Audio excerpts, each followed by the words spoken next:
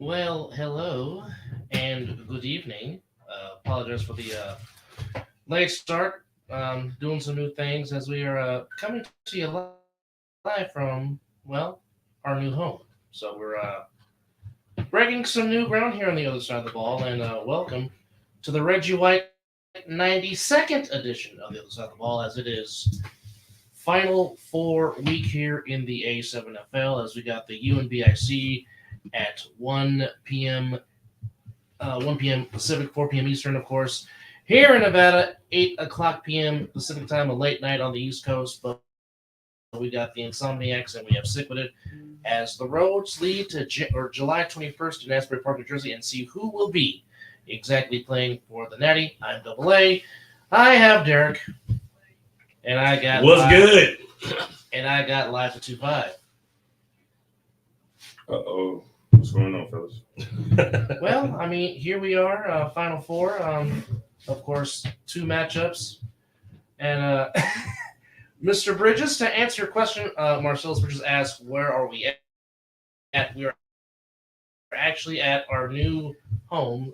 It's not completed yet; it's still a work in motion, but we're testing it out here for episode 92. Good evening, Travis. Thank you as always for chiming in. How are you?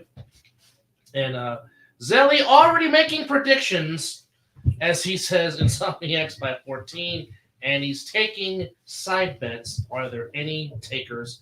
And then Mr. Bridges goes up by 16 and says Insomniacs by 30. I will take Marcellus Bridges' bet. I will take Sick plus 30. How much Jack can I put on that breakfast? Indeed. So, guys, Final Four. In a sense, most of the teams, or most everybody out of these four teams, will probably be in the mix. And now we eventually will get that matchup of what will happen if it's the U or BIC taking on the Insomniacs and Sick. It's actually going to become a reality after this upcoming Sunday. Yeah, there was a lot of shit flying around about what could happen, what might happen, what should happen. But what is happening is the greatest rematches that everybody, at you started the season, you said, who you want to see play who? It would have been these two teams out west and these two teams out east playing against each other. Maybe sliding the night crawlers in there. But at the end of the day, when we're talking chalk, we're talking legacy. It's the biggest rivalry in the east and the biggest rivalry in the west, all going at each other. And honestly, aside from having the most fair matchups, you probably got the best matchups that we probably could want. Well, Marcellus just said that he's not going to bet you. He's got the power to pull some strings to just win the bet. I don't coach either one of these teams that don't step my ass on the field at all. Now, You're just an owner. I do call some shit out over the PA. I be snitching on motherfuckers. So I got a little bit of power. Like, that looks like a hole. Just a little bit. Just a little bit, but no. Just a little bit. You have no dog in the race. You're just an owner / fan. I got two dogs in the race. That's what's beautiful. Yes, you do. Right. Because either way, whoever wins out of Sick and Insomniacs, it's great representation for Vegas to go to New Jersey and compete for the championship. Obviously, the Insomniacs have repeat aspirations to join the U as the only other team to repeat in its league's history, and of course, Sick trying to carve them out and be like the Insomniacs and have a perfect season of their own as the Insomniacs did last year. So there really is a lot riding on the line for both games, for both teams. Like you said, it's a legacy game on each side because obviously BIC and the U built this league on their shoulders. And as I said, a lot of time, hopefully Sick and the Insomniacs can be what the BIC knew have been the previous 10 years. And given the fact that now Sick has won a game to add some heat to this rivalry, it possibly can be that. Yeah, so first let me say shout out to BIC and the U, but let me also say they aren't the teams that built it alone. They were teams like the Immortals and the Chiefs and other previous champions that we got to pay homage to. But in recent history, since we've been involved, they've been the status quo. They are the chalk. They are the goal, right? One of the dudes who has been trying to get famous through me and chatting and all the chat locations has said, you know, you met me and shook my hand. You don't know who I am. And I'm like, look, every girl I smashed in the 90s, I met them and shook their hand. And more than that, I remember who the fucking bitches are. Like, I remember what they look like. I don't remember their names. Like, I understand. Like, I met you and I told you were cool, and I agreed that you were cool at the time. But, you know, let's be real. I was trying to model my shit after what you guys are doing. I did that. We surpassed it last year. We'll see if we can do it again this year. Mr. Bridges just said it's the Insomniacs versus Trey Championship 2024. Right. Insomniac versus Insomniac. Insomniac on Insomniac Crime. Marcel Bates said we built this league. He said it right. Thank you for chiming in, Mr. Bates. Of course, also, if you're watching this, you can also listen to us wherever podcasts are sold, be it Spotify, be it Google Podcasts. You said Spotify. That's the new. Yes, version. Spotify. Yes, Spotify. I'm sorry.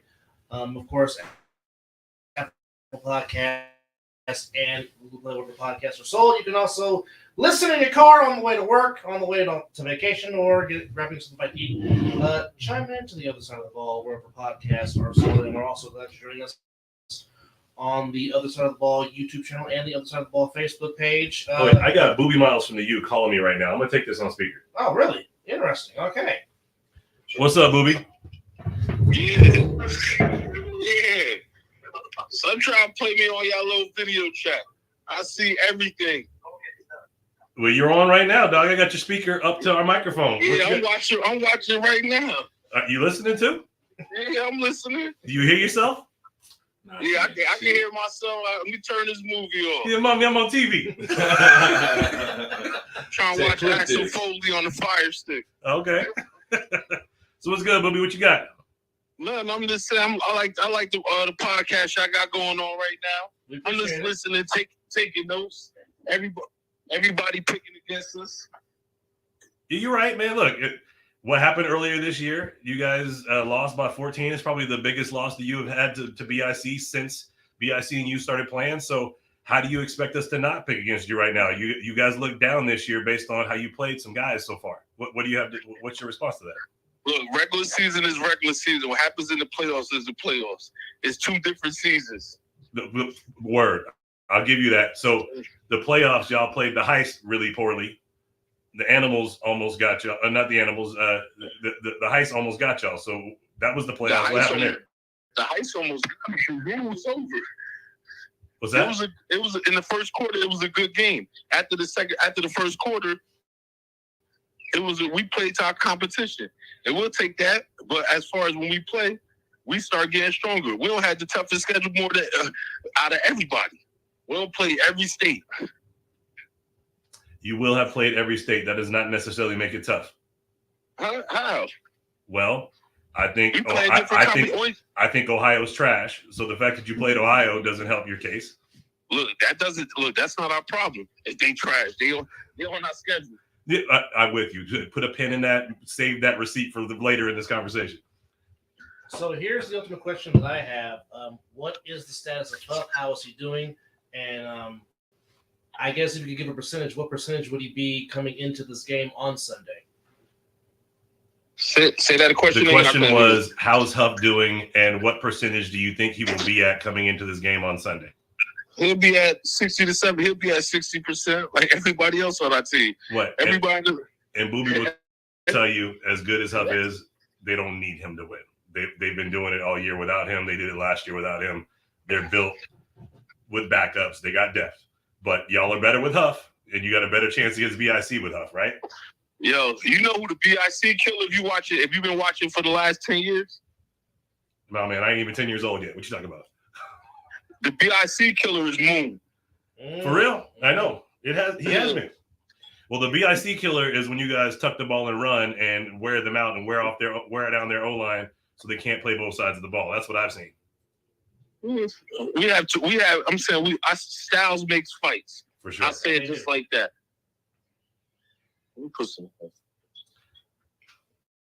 Big man, you got anything to ask? Oh, no, I just want to let everybody know how this thing goes in A7FL. I know everybody thinks I got all this hate for the East, but Booby called me on my cell phone because he got my number. Booby, how'd you get my number? Oh, I had your number since last year. You exactly. act like you ain't know. Like you ain't know who I am because I got a different name on Facebook, Marvin Stark. Oh, motherfucker! All the hating you was doing in the chat, I didn't know that was you, Negro. Breaking news. Oh my goodness! All right, look, that's on me. Look, y'all motherfuckers with your nicknames. I'm Derek Duncan everywhere. You can find me. Nah, it's just they banned me on Facebook for agreeing with Kyrie said like 2 years ago. That the Earth was flat. Well, I got this question. The Patterson U will win if they do what? You said I'm saying we play Patterson U football. That's the best way to put it. We play our style of football. Nobody can beat us. All right, Booby. One more question. I am assuming you're picking the Patterson U to win. What's the spread? Oh, it's gonna be. There's no spread. It's gonna be a good game. So I ain't taking no spread. I'm going money line. Usual, right? Huh? But by 2 points like usual, right? That's how these BICU games have gone since I've watched. Everything depends on how many reps we got. Because what I'm hearing, the fix is in right now. Oh boy. No, there'll be 4 refs. I just talked to Shinner about that today. It need to be 5. Why? What's happening? it need to be 5. Okay. I got one for you, Booby, though. You guys make it out, right? You guys beat BIC. Who would you look forward most to playing coming out the West? We built for everybody. All right. I like it. And like to be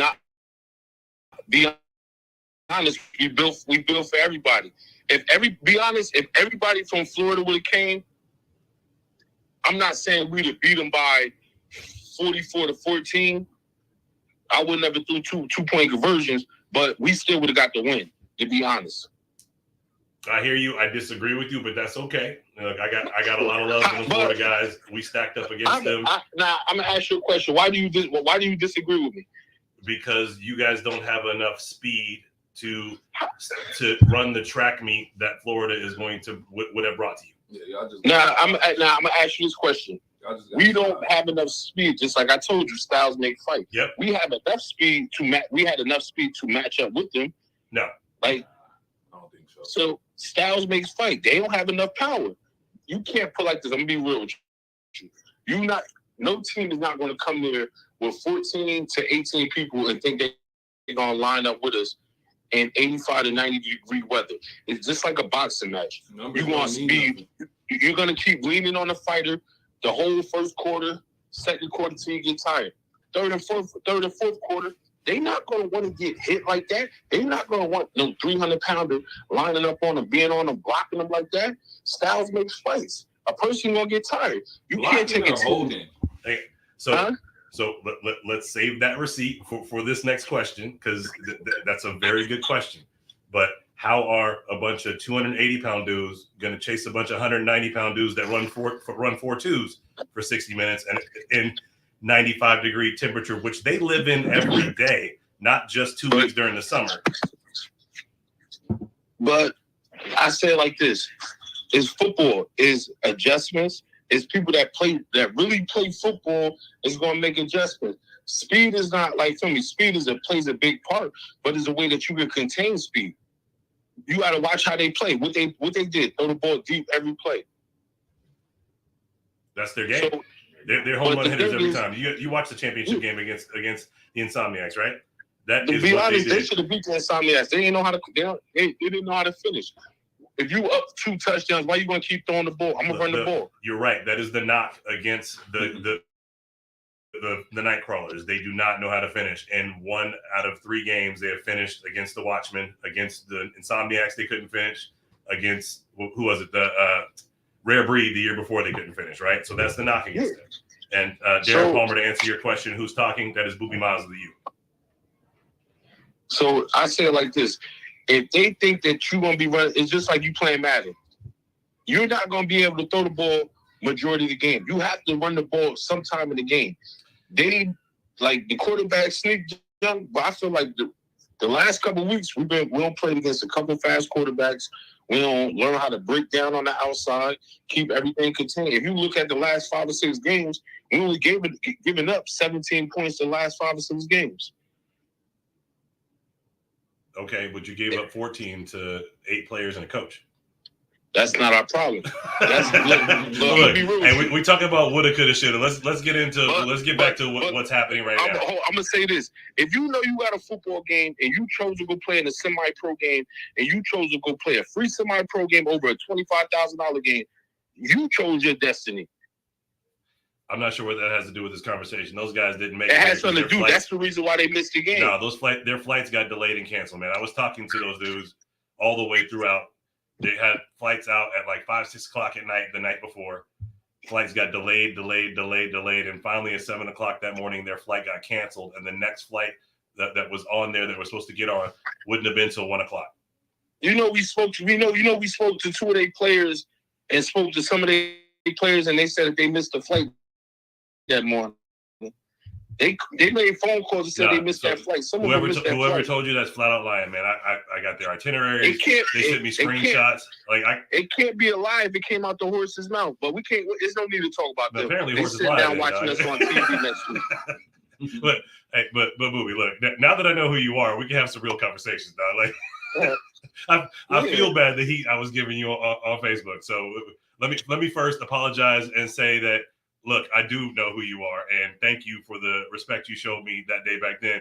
Put some fucking respect on my name now, because you know who I am. Let's start there. Look, put like this. Yo, I'm going to be real with you.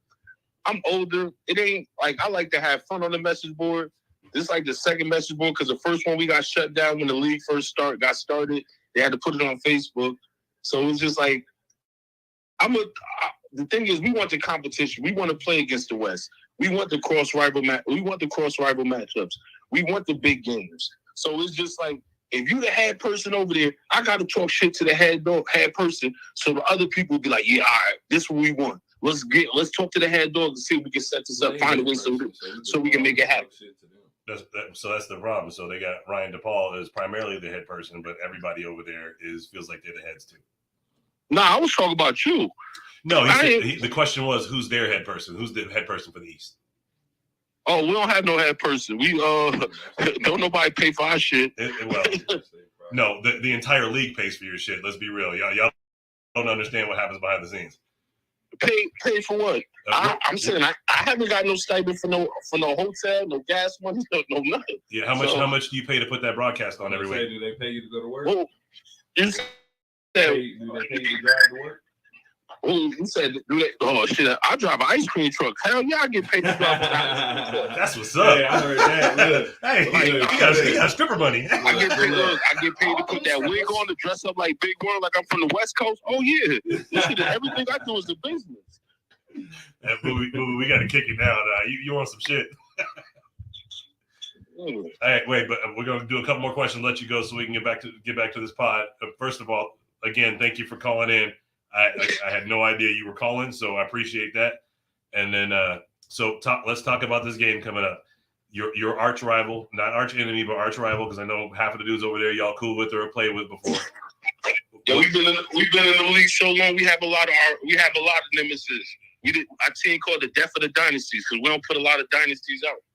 Okay, so you answered the question earlier. What is the U going to have to do to beat BIC? And you say play Patterson U football. What's BIC going to have to do to beat the U? Play Patterson U football. Again. That's a good answer. Let me reiterate. That's a good answer. Yeah. All right. So you're not going to do a prediction on a score. What do you think the total is going to be? I'm going to be real with you. It ain't no 80-point game. No. It ain't no 40-point game. It's going to be like a 25-32 type of game. Yeah, y'all normally combine for 60 every time y'all get together. So I was thinking the same. All right, man. It's gonna be a defensive game. All right, bro. Look, you remember you got my number. Don't be afraid to call me when I talk some shit instead of put it on Facebook. How about that? Nah, you good. I got your number. I was gonna call you the other day, but I'm glad I picked this right day to do it. Me too. We waited 35 minutes to start this podcast just so you wouldn't call, and you did anyway. Hey, brother, good luck to you. Stay healthy. Have a great day on Sunday. Oh, before you go, we have an announcement real quick. the Other Side of the Ball podcast and the Jaffos and the Mizzle and Dub show are going to get together and do a re-air of BIC versus U, either the game that was played earlier this season or the playoff game last season, and do our commentary along with the commentary that was on from the 3-on-1. So if you got an opportunity, y'all ain't warming up yet, y'all want to hear us clowning, check us out at 1 o'clock your time, 1 o'clock Eastern, 10 o'clock Pacific. Hey, yo, so I have a question. For next year, we can do an all-star game, East against West? No, we're talking this year. Fuck next year. Like, I'm trying to organize that shit for within the next 4 to 5 months. So I'm already talking to RTU, Keith Salmons. He's doing his little fall brawl out there, and we're doing our winter war. And we're talking about either taking the champion from each one of those and having a meet, or before the whole thing kicks off on our side, having an all-star Vegas versus an all-star East thing and meeting in the middle somewhere. I wish I would have contacted you earlier, because there's certain people in this league that don't know what the hell they doing. They've been doing this too long not to know what they doing. We could have had this shit organized, had a out-of-state game, had a playoff all-star game, East against West. Yeah, man. Well, I'm about that business, so I'm gonna do what I need to get it on. I definitely understand that, but please, everybody pick against the U. That's our motivation. Oh, we already did, dog. You good? We don't look. Just like he say every time, we the oldest in the league.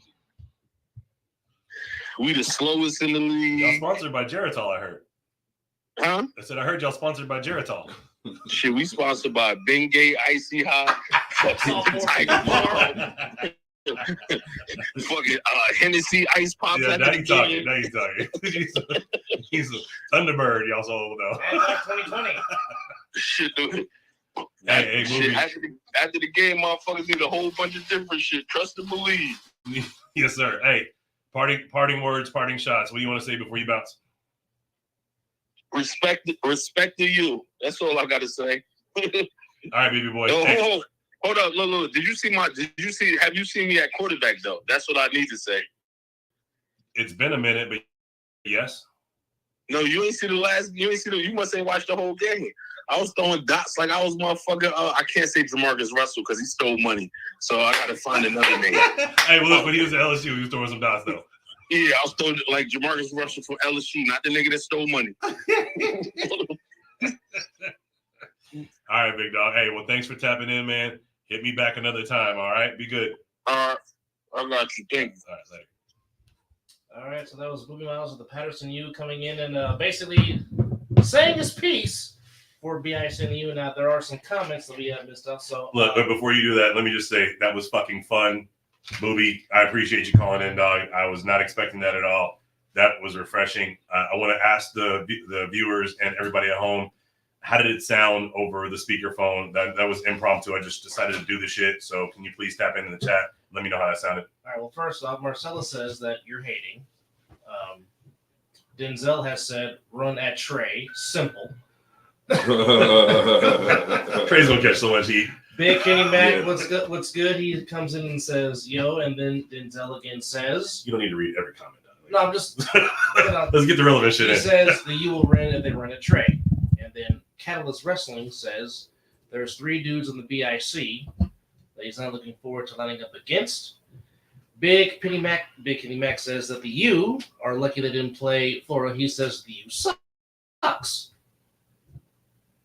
All right, and then brother being brother saying that the U would have beat the Nightcrawlers Florida are front runners. All right, so the brothers in here talking shit again. You guys invited him on the show last week. Did he come on? Nah, because he said his just because his account is set up a kind of way. He doesn't want to come be a part of our biased ass podcast. Okay. So yeah, all right. According to him, we're biased. All right. I don't know. Hello, Viking. Glad you're working. Love you too. Make that money, dog, and bring it home. Daddy needs it. Travis just chimed in saying it was pretty good considering. So pretty good. Hopefully that was a response to how it sounded. Thank you, Travis. Yes. Appreciate that. Mizzle, hello. How are you? Mizzle chiming in from work. Mizzle was good. Mizzle, I added you to another chat for this Sunday. I don't know if you're available at 10 a.m. on Sunday, but we need you, brother, if you're available. You better be available. Welcome to the family, dog. All right. So, welcome to the Reggie White. Okay, his internet has. Scotty's clowning now. I'm telling you now. Look, It's your computer, dog. Look, we're all in the same room. I was just gonna say, being here now, it's not. It's his camera. It's his computer or his camera. It's his camera. Your system, because we're all on the same fucking internet. It's your camera. Bro. Every one of us is connected to the same internet. Your shit's freezing like Frozone over here. Not even that. It's not even really showing his real complexion. You know, nothing shows my Swear real. to God, Nothing shows my real This complexion. shit is not showing his real complexion. I told you, I'm a Blaxican that can't tan. Yeah, because you can't get good fucking internet or something. We gotta get you. It's hot as a motherfucker here. Low key, yeah, we get some. Mizzle just All right. said, "I'll chime in." Yeah, there you go, big dog. Will Franklin asked if Ryan Shamar was coming on. Did you Well, get, if did you you can get him give me his information, I'll No, I'll send the link. I'll forward it to him. Okay, go ahead. I guess I shouldn't cover up my face. Mr. Packer is talking some mess, talking about Gaither. Shut up. Well, the talking is Sick yick. yeah. There you go. Yeah. Yick. You can say it for me, but Gotcha. nonetheless, you know what, Scotty? You can suck it, okay? Said Damn. 25 minutes. Like that? He said 25 minutes. All right. 7 o'clock. I can join in 25 minutes. All right. Who's it? Catalyst Wrestling. Okay. So, Ryan, if you're listening, I don't know if you are or not. I just sent you a Facebook message with the StreamYard connection. You're going to need to have Safari if you're doing it from your phone. If you're doing it from your laptop, any browser will work. But if you're doing it from your phone, you need to have Safari. Okay, all y'all that are chiming on me, all y'all can you know what? Dumb. All y'all can shove it right about now. Packer, look, that's the comment of the year right there. Dub. Dr. Evil my ass. $1 billion. Says the card number 2. Who does number 2 work for? Catalyst says that Dub's IP is blocked for downloading Howard Cosell audiobooks on Pirate Bay. Damn right. That's crazy. No, so it's your laptop. It's just a camera. That's all it is. Because if I unplug mine, it'll be just like that. But he loses connection too and has to drop out. That can't just be his camera. What you drinking on? What you feeling like that? I be trying to get you to join me on Sundays. I'm trying to get you to join me on Sundays, but you know we can't. You know, Yeah, right. we don't want to lose So our we got- sponsorship. so- You Trying know, to put my lips on it? hey, do you think I got water? Heen is in the building, folks. Bean is everywhere. Well, anything is possible, as Nas would say in those commercials. But BIC, obviously, last time these two teams played, it was a 35-20 BIC win. Obviously, Will Franklin just said, Shamar said, send him a link. Yeah, but we also even said with that game, the score didn't It did not necessarily dictate what the happened. score, yes. You know what I'm saying? So it was really a great game until it came down to those last 2 key possessions where they had the 3-on-1 return, and then I want to say they had the pick 6 or something like that, or it was a big turnover. Yeah. So in reality, it was a good game. Always. And it lived up to what it was supposed to be. Always. Until those 2 costly plays. Yeah, I mean, but when those 2 teams get together, even when those costly plays happen, normally the other team will come back and make it close still at the end. Like, there's something in the water when it comes to the way these 2 play each other. I'm so looking forward to No, the 100%. And you know what I'm equally looking forward to? All of us watching that game together and breaking down film together so we can actually see what we're looking at and so we can point some things out. Because honestly, I'm going to be real. I don't think we collectively watch enough of A7 East Coast. No. I know I don't as much as I'd like to. I try, but normally I'm out there setting up and I don't have time to do it. And I'll turn it on and see a little bit, but I'm not pausing it, rewinding, bringing up plays until we have to play against them. The good thing about us having these late starts has been the opportunity to watch these playoff games. As I was able to watch, or me and Mizzle were able to watch the Heist and the U and BIC and the Animals, and got to see the tremendous talent that was David Tender against the U, and just seeing Dave Valley do what he does, and just seeing the I don't artistry. think he had the game like that. No, he didn't. But I mean, really but there is, but He didn't have the Dave Valley game that he's been having all Mr. season. Bates just said it was 4 interceptions and we lost on the last drive. Did you see my comment? Is that? Are we talking about the last time that? Are we talking about the last time the BIC and you met? Yes. Last drive, but didn't they have a 3-on-1 return?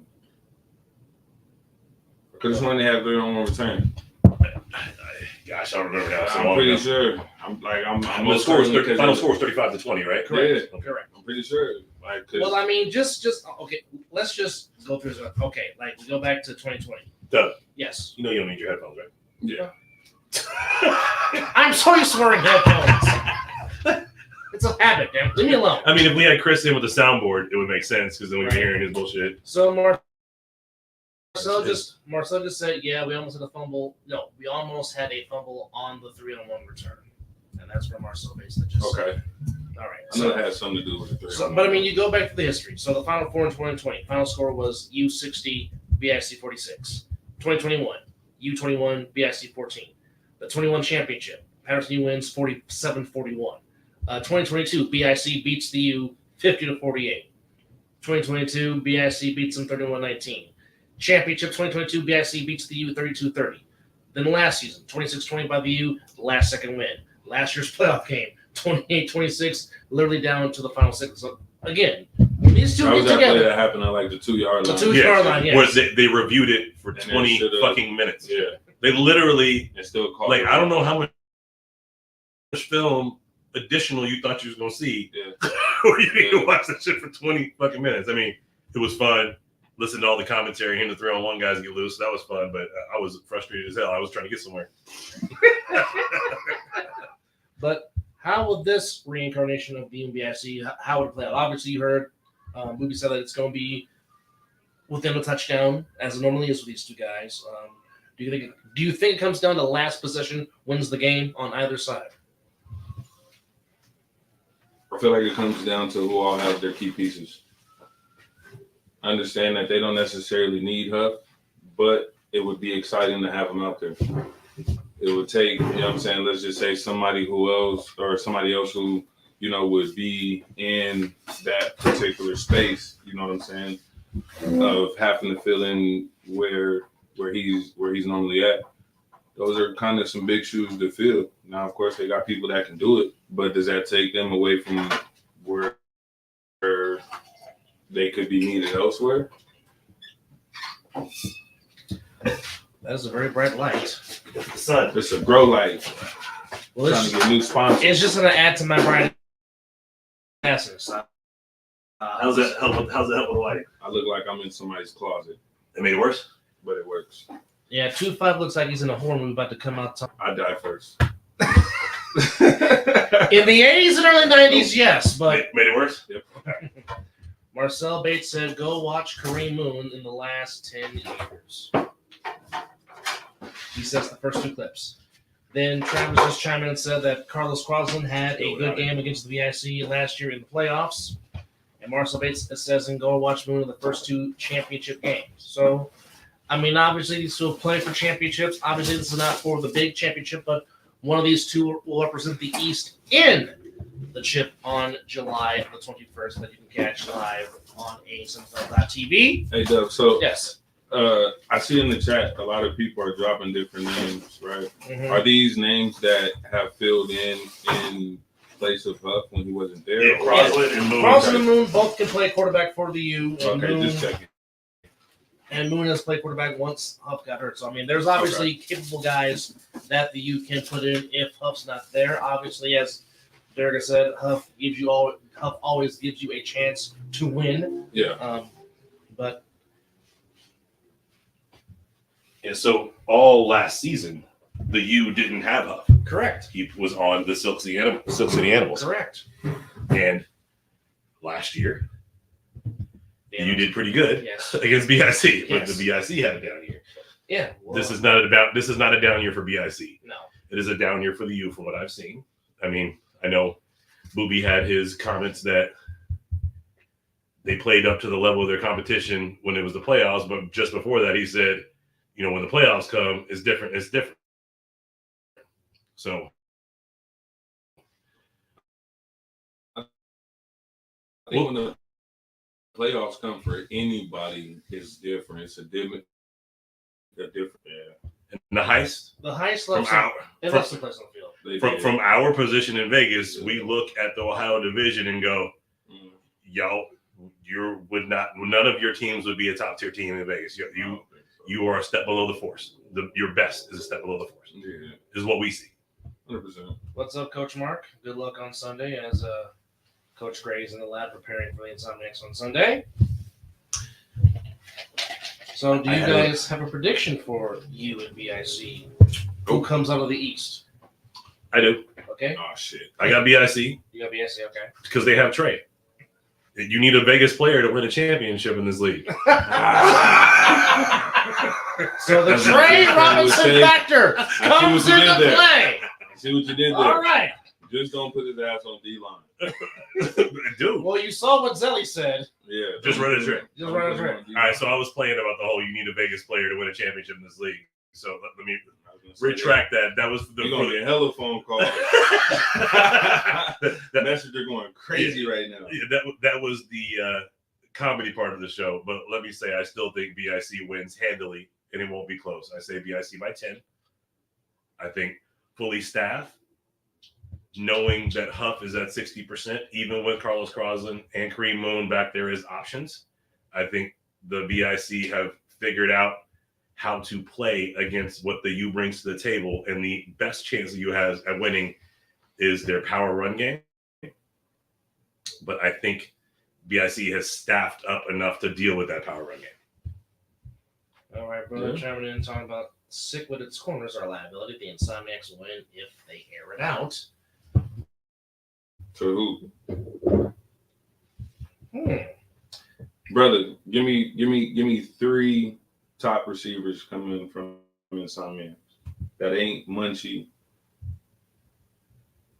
Don't even have Munchie. I mean, so the air it out thing is traditionally to Davin Clark, and he's hurt. I don't think brother knows that Vic is not available. I was trying. Okay. Yeah, I mean, look. So let him hang. Here's some rope. Let me let you hang. You know what I'm saying? I was trying to go fishing real quick. That's my bad. That's my bad. Now it's not a knock to the Insomniacs saying that they don't have receivers, because they do have multiple players over there that can play receiver. You have Haywood, you have Cody Johnson, you have Stone, you got Danye if need be. You got multiple guys that can play that position, but the notable guys that everyone likes to speak on, they can't necessarily do it by themselves. Right. So who are going to be the other options that they can check down to? So the guys that are left that aren't hurt that can take you over the top would be Danye if he plays up. Smooth's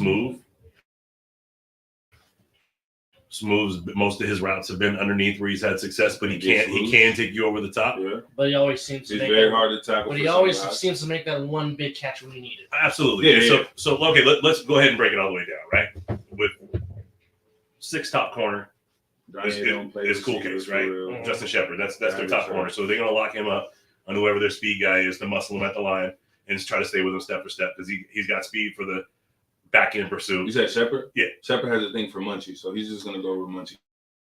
Okay, so then that leaves Denzel Daniels as a slot that might get over the top. Cody Johnson, Zelly can't catch. Donnie Lyons. Zelly can't. I mean, I love Zelly. First off, I love Zelly to death, but Zelly cannot really catch. First off, Zelly is hurt. He's not playing. Oh, he hurt himself. I was not aware of that. Yeah, he'll be at. So they're down 2 of their. He'll be at weapons. Yeah, they are down 2 weapons. Zelly unfortunately hurt himself. He will be at the game, but he won't be playing. So was it in that? That I charity? don't. That I don't know. But he did mention to me that He was going to. did get hurt in that charity game to the point where he ended the game on the ground and had to come out and did not finish the game. Now that was a month and a half ago, 2 months ago, May I think it was. Well, it might. And I feel like he's played in an Insomniac game since then. Mm-hmm. Well, Zelly, you're on here. Have you played? He did that, and he also did the police fire Olympics. Yeah, maybe you got hurt then. So, but he did say he had an MRI. He didn't tell me the that he was. Well, those don't hurt. No, they don't. But he did say that he was out for the season. Unfortunately, They love Zelly. which sucks. So, brother, answer your question with Clark, Danye, and Smooth. But as we know, one of those guys will not be playing in that game. Again, David, he's hurting. Again, heal up with, you know what I'm saying, heal up, rest, you know what I'm saying, do all that good stuff, right? Whatever. Danye can play receiver, but he's not one of their primary targets. So the only person that he named was Smooth. Yeah, I mean, yes. Smooth Brown, Cody Johnson, Danye if he plays receiver. Danye is definitely one of those guys that can play both sides. Right. He can play receiver, he can play DB. But they're gonna need him 3-on-1 at DB. Yeah. I mean, Sick doesn't really have those guys that beat you over the top right now either. Right? So Vic down to Clark was the X factor in this as the top speed guy. Mm-hmm. So it will be interesting without him in the game. I mean, Sick took care of business every single time these guys played each other when it came down to the wire. Insomniacs made a play at the end of the game to seal it or to stop them on defense, get the ball back and score and win the game. Until this last time when Sick on 4th down converted twice. 2 big plays, yes. Twice. Now, doing that on 4th down is not easy against anybody, especially not the Insomniacs. So they had something in the tank that day. And even with the play design. To the play designs that they ran to get those first downs. It was like that first one was beautiful. And the 2-point conversion with Curtis. Pac-Man, like, behind 2 guys not blocking. Right? Mm-hmm. That shit was beautiful. I love good play design. That was one of them. Yes, brother, you are correct. Danye did take one back on a return and had a reception. Yeah, absolutely. He is dynamic offensive, but I mean, it's just it's really not scouting reports. It's just a matter of it is scouting reports. So we just broke it all down. Yes, but it's going to be man versus man because no one's going to outspeed the other one. So it's going to have to be muscle versus technique. So when you talk about muscle versus technique on the offensive side for the Insomniacs, you got Munchie, top receiver, going to technique anybody out of their shoes. Yes. But on the other side with Sick, you got DP, Yes, Darren Palmer, going to do the same shit and and both of them come out of the backfield at tailback doing the same shit. Putting hands on And then respect them at tailback because when they do the play action out of the backfield with either one of them, they are the worst receiving threat, and neither one of them has really used that option yet. Mm-hmm. So I think they kept that in the bag and was using both of them in that position all season so they could go to it here in this championship game. And I'm a snitch, so here we are. Well, Cool Case just want to point out a stop on 4th and 3, which also led to the ball going back to the offense to go 13 in the 4th quarter. And he is here. He is ready to come on, ladies and gentlemen. Joining us Dun, dun, dun, is dun. Mr. Ryan Shamon. Oh shit! I thought it was gonna be Matt Ryan. No? Oh, he didn't. Oh, I can't hear you. Oh, we need to put on our headphones. Yo. What's up, fellas? Ryan, we didn't have our headphones on because we're in the studio together and we didn't need them and we didn't have any guests on the microphone. I know. What's going on? I'm still in the room. Right. What's going on with y'all tonight? Not much, man. Our new one for the very first time. Trying to make some shit happen. I appreciate y'all having me. What's on the docket for tonight? I appreciate you being on, dog, especially after all that shit we've been talking to each other. Yeah, that ain't about nothing. It's just friendly competition. I mean, a little shit talk can go a long way with football, so that's regular. It's nothing personal. For sure. It's been fun. I appreciate it. What's going on? So how y'all feeling out there for Sunday? Things look good. We got an 8 o'clock start out here. I don't know if you heard. No, I haven't. Are going to do a re-air of the U versus BIC last year's playoff game, and all of us are going to be on to break down the film and do a rewatch together, but leading into your game. Y'all feel Moon got in, or y'all think BIC got cheated? Which one? Ah, man, I don't think it was either. I think it was a great game. I think that's a good question. Did he get in? Right. Or did BIC get cheated? Those are my only options. I mean, it's only one way or another, right? It's either he got in and it was a good call, or you feel he got cheated. Which one you feel? Man, I guess he got in. That's the way they called it, right? Hey man, it's your opinion. You are one man. You get to share your opinion. What the rest of y'all feel like? It looked from the angles that I saw on TV that he did not get in. Let me put it that way. He could have got a one cut hair of the ball over the line and it counts. If you're watching it live, it looked like the ball did not cross the plane of the goal line. That's what it looked like to me. But I am not a referee. I was not there. We don't have a pylon camera that could have, told the story. We didn't have a reverse angle that could have told the story. That's just my 2 cents. I mean, I can tell y'all what really happened. But to me, was like he fell. But again, I'm not. The deciding factor was him falling on the actual goal line when it's slow-moted and the ball's in front of him. So, like, if he fell on the goal line, then it's only common sense the ball crossed the plane. But, I mean, I'm not mad at some opinions because we had calls go the opposite way that was just as close in the past with them. So I'm not really upset or tripping either way. But y'all didn't have the game that going to be that close at all. I remember watching this podcast the same time last year. And, yeah, everybody on here picked BIC. I don't think I was on here last year. Yeah, well, but Doc said he wasn't on here last year. And I think if I ask y'all who gonna win Sunday, I think y'all all gonna pick BIC again. Well, you know I am because I'm mad at you.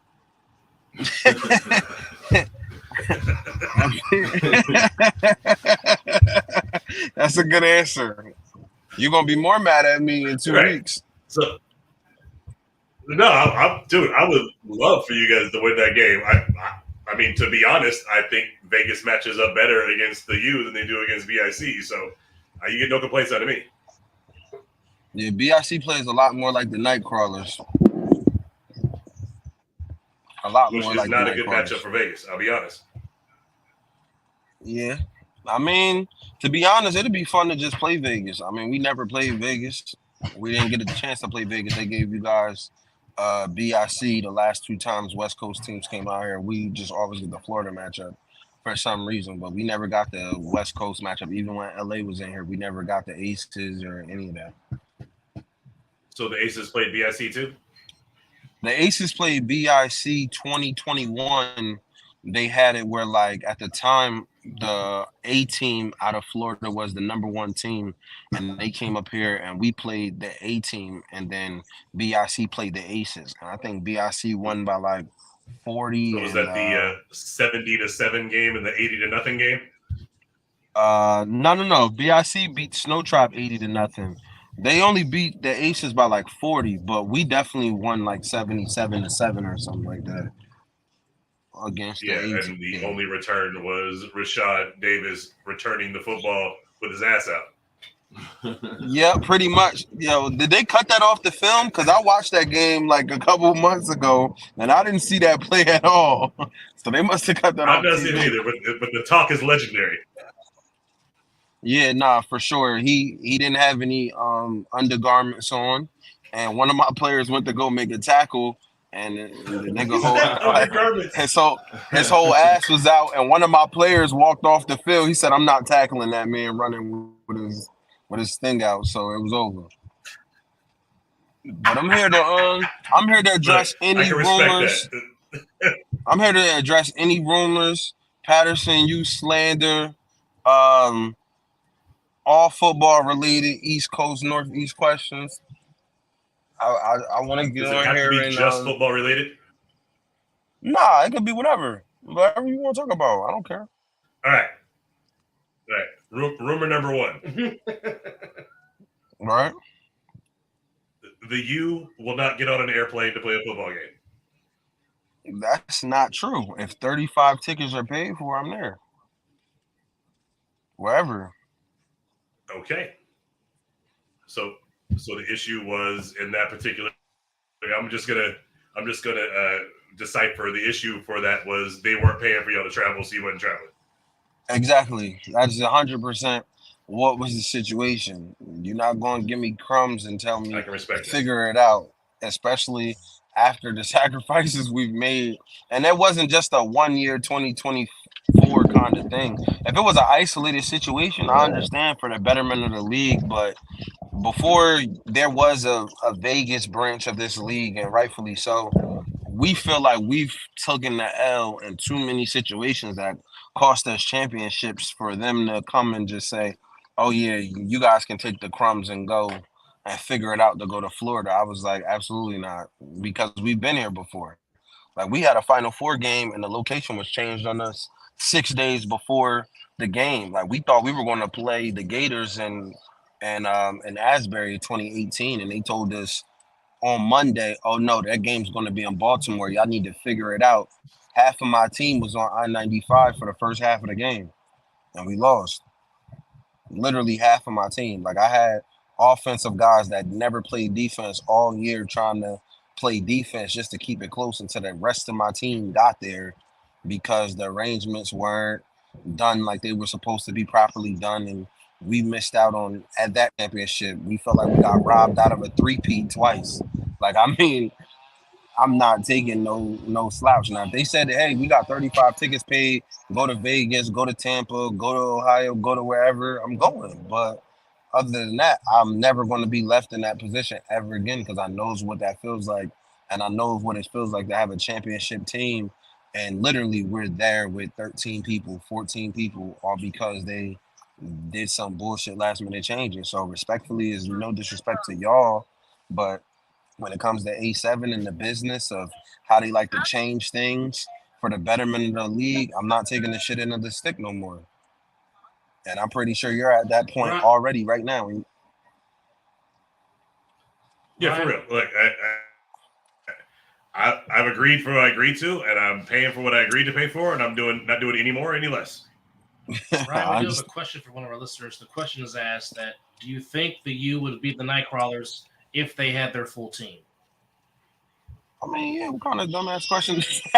Respectfully, I'm surprised you brought it up, Doug, but it's already been answered. No, we would have lost. We got our ass kicked by 40. No, we would have won. The fuck? I'm gonna say we're gonna beat anybody because I really feel like that. I feel like we have the team that, when fully staffed, is equipped to play any type of way. We can play a high power, fast flying team like BIC. We can play a grinded out team like the Insomniacs. We can play the flag teams like the Nightcrawlers. We can play whoever, bro. I really feel like we got the team to beat anybody. I mean, we've been around so long, bro. We've seen every style of play come in this league. It's just what it is. Like, there's nothing that I don't think anybody can show us that we're going to be like, whoa, that's the first time we saw this. So that was rumor number one. Rumor number two, you guys have individually shelled out $600 per player for various things throughout the season for travel and getting from place to place this season. That I've done that? That each player on the U has done that. Oh, has shelled out $600 to pay for shit to happen for the league, or I paid them $600 per player? No, I don't know. That could be a different rumor. We'll add that in. That each individual player for the U has come out of pocket $600 for travel and other shit this season. Oh yeah, no, that's about right. I mean, we had to go to Baltimore twice. If you add up hotel stays and a whole bunch of other shit, like we had to go to Baltimore twice within 30 days to play 2 games back to back. Unfortunately, against the same team because of the way this dumbass playoff schedule went. But yeah, individually, I mean, it might not be 600, but I definitely say about 400. I mean, we got to travel an hour away just to play a home game. So I don't know how it is out west, but our guys are traveling an hour, 2 hours. I got guys coming from 2.5 hours, 3 hours away just to play a home game at Asbury Park. So I mean, yeah, I would agree to that. 4 for some, 6 for others. It all depends.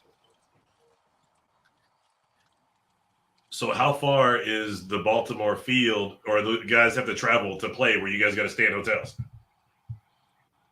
It's about 3.5 hours. So depending on where you're coming from, For some guys, it's closer than others. Like I said, some guys live in different parts of North Jersey, but for the most part, collectively, we're all from North Jersey, like 20 minutes from Times Square in North Jersey. So it's like for you to go to Baltimore, it's definitely 3 hours, 3.5 for some. So I mean, going down and playing the same day, like it's either you wake up 8 o'clock in the morning to drive out there and to be there by like 11:30, 12 o'clock so you can get a decent pregame in to play a 1 o'clock game, or you stay the night before. But other than that, you're going to take your ass out there. It's better results staying the night before than going the morning of, because anything can happen. They got bridges falling in Baltimore and everything. You don't want to be stuck trying to go to Baltimore the morning of and not make it. Wow. So, All right, I'm gonna vent a rumor real quick. The U has been better off without Huff than with. I mean, no, absolutely not. You can't replace him. You can't replace him at all. I mean, but see, we knew what life was like before Huff. Like Huff hasn't played every year with us, so for us, it's like we know how to play with Right. him. We know how to play without him. But the better version of us is definitely with him. But the first championship, we didn't have him. We had him for the second one. I mean, there were some seasons he played, some seasons he didn't play. Like if you followed our journey and watched our games, we've played big games without him. We played big games with him. So we're definitely not the better team Well, without him. Let me tell you where my bullshit rumor came from. Last season, y'all didn't have Huff, and you went 2-0 against BIC. Right? This year with Huff, you guys are 0-1. Yeah. I mean, shit, we went 0-3 the year before that with us. And that was the first time we lost to BIC in 6 years. So, I mean, I can't really say that. So you're feeding into the rumor I'm making up. Yeah, I mean, the thing is that it's lacking a little bit of context because they left out the part where we beat their ass 6 years in a row with them.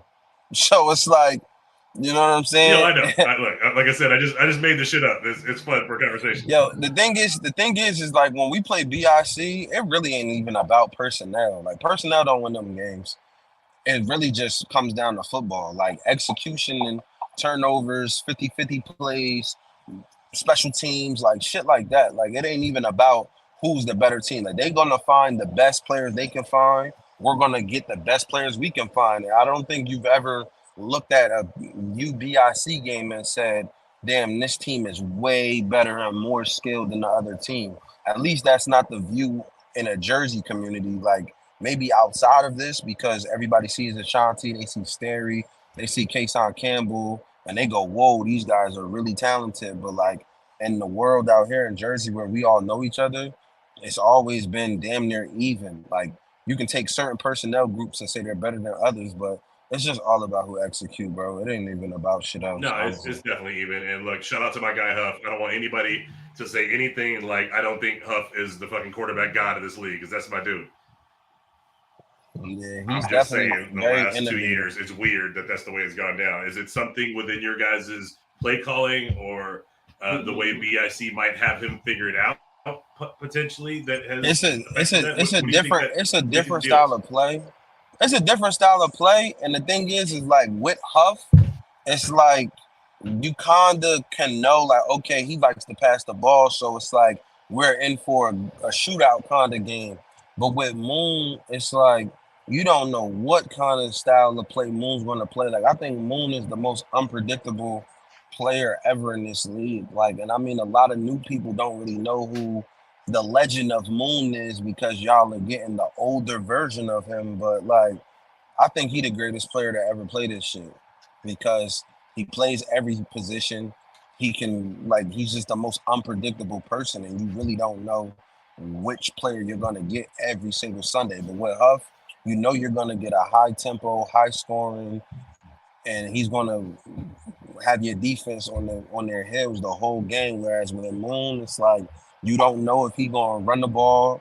You don't know if he's gonna be play action. You don't know if he's gonna win it with his legs. You don't know what kind of way Moon is gonna win a game. So for BIC to come into that game looking at Carlos Crosland for the first 3 weeks and then had Moon get thrown into the game in the second quarter, they had no idea what that was going to happen. All right, so I'm gonna put you spot real quick, and you're probably gonna say I'll take either one as a coin flip, but for your style of play or the U success, Kareem Moon in his prime or Huff in his prime, which would you choose as your quarterback?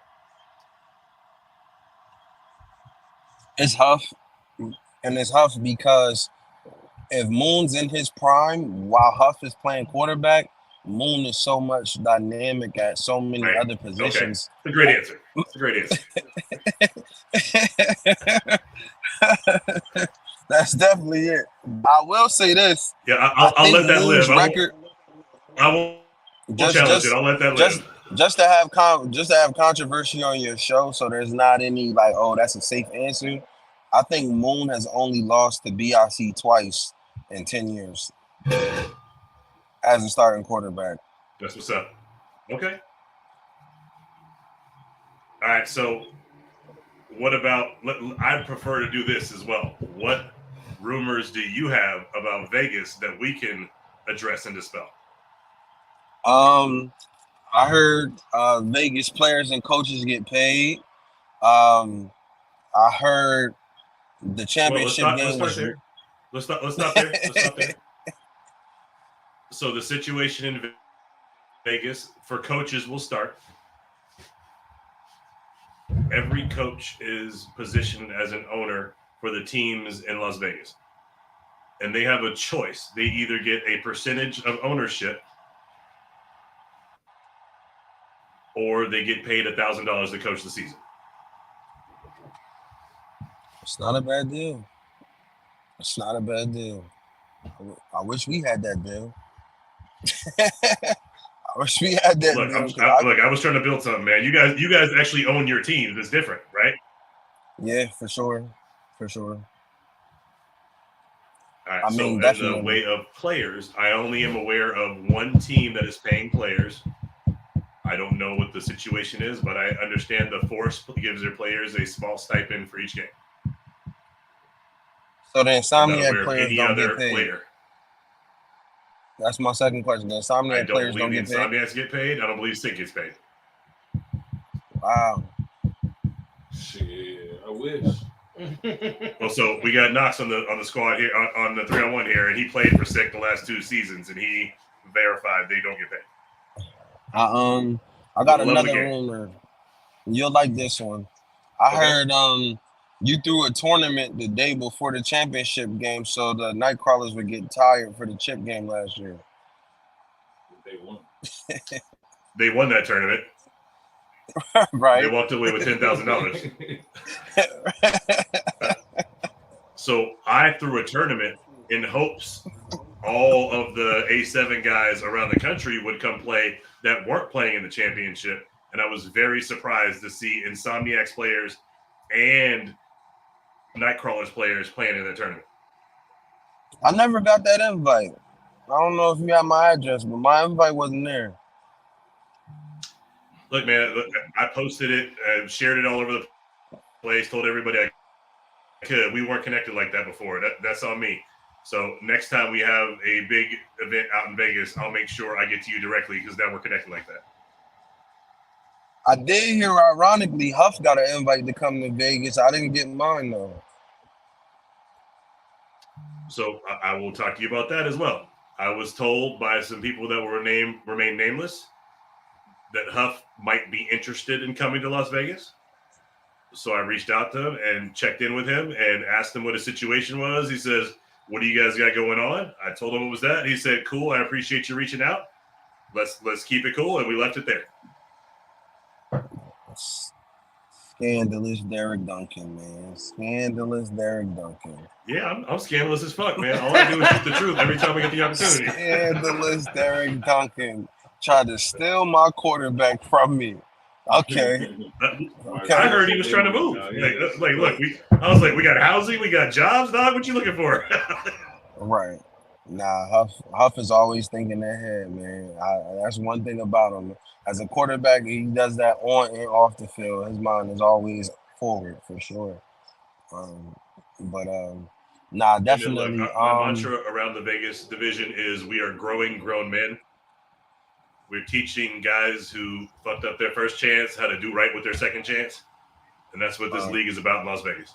So let me address the elephant in the room, because I need you to clearly understand where I'm coming from, and this isn't a Vegas bashing thing, but for somebody that has been here from the very beginning of A7FL, or the merger over from Town Beef Football to A7FL, for those who don't know, we've never had people be given the ability to have bids for Final Four and championship opportunities. So the problem for Northeast guys like myself is we've always had a bracket where no matter what the bracket was, the league had to make it so that players could travel to play these games for the championship.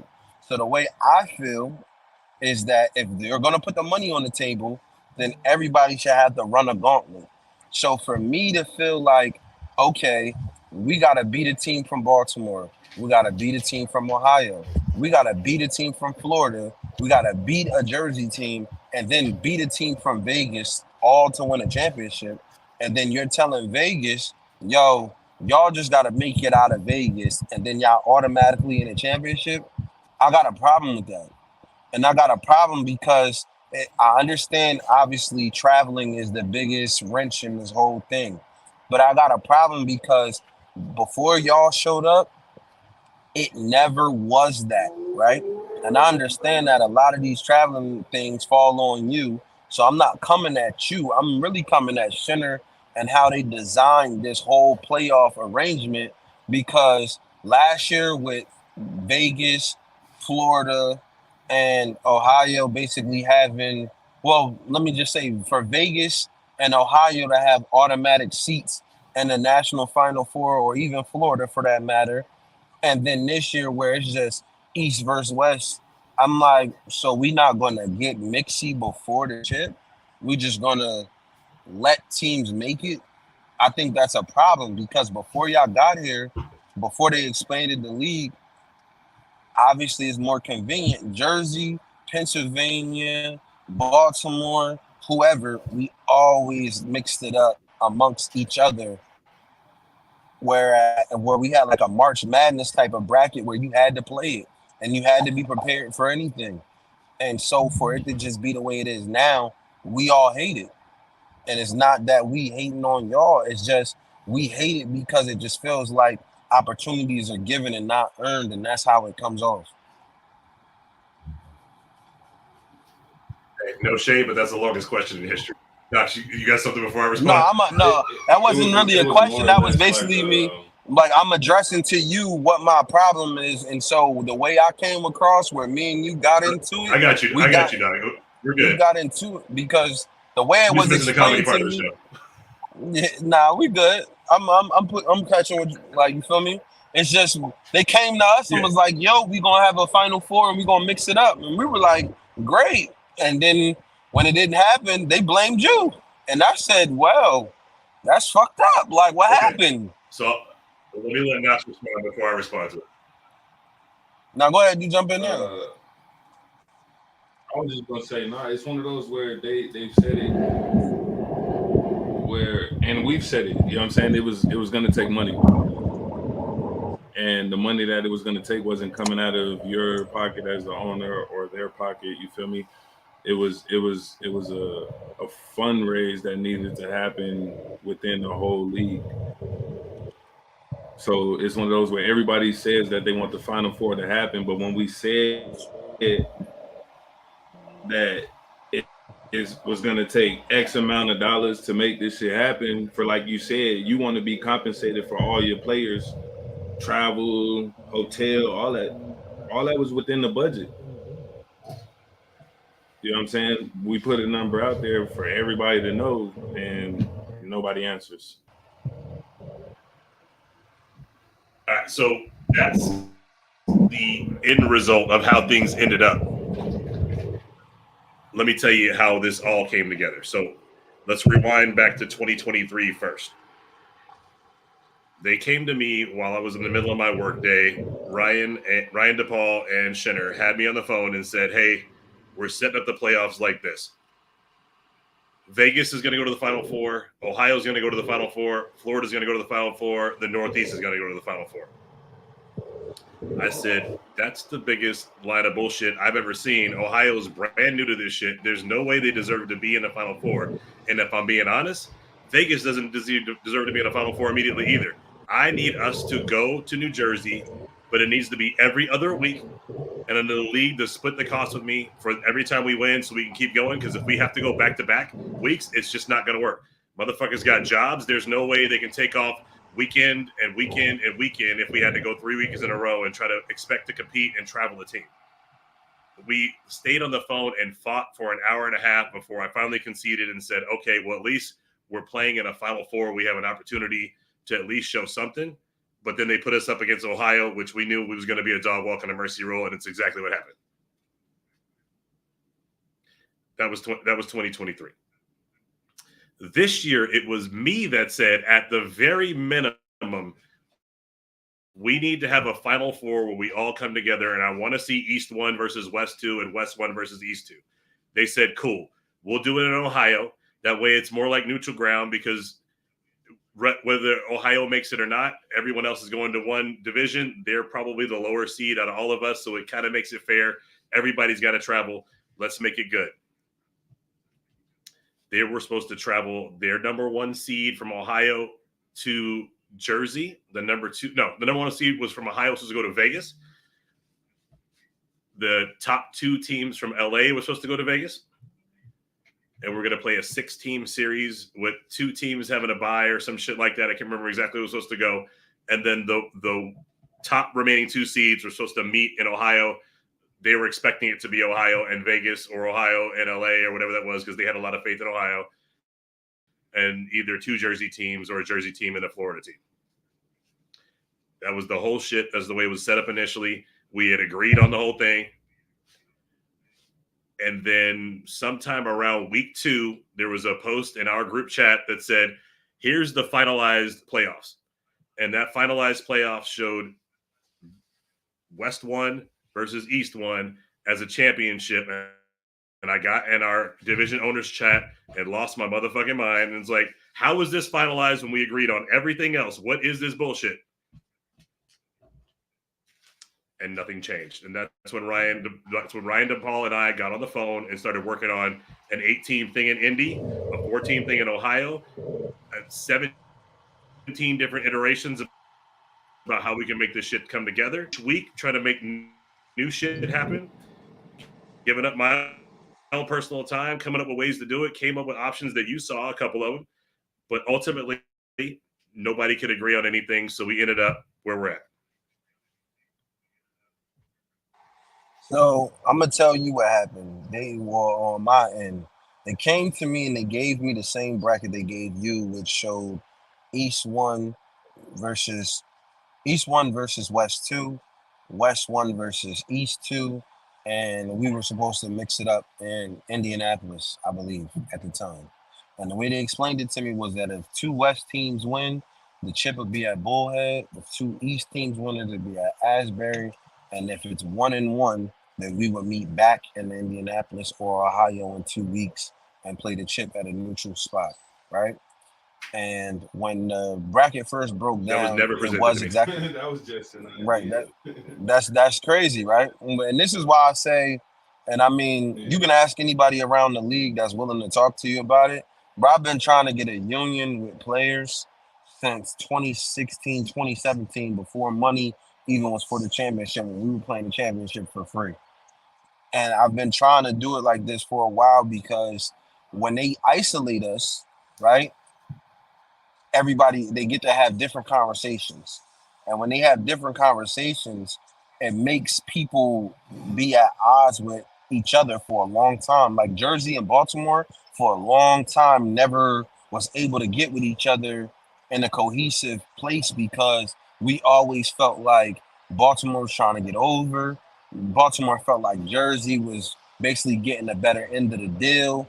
Marcus Cole at the time was running Baltimore, and he felt he was in the room and he was the only person at the table.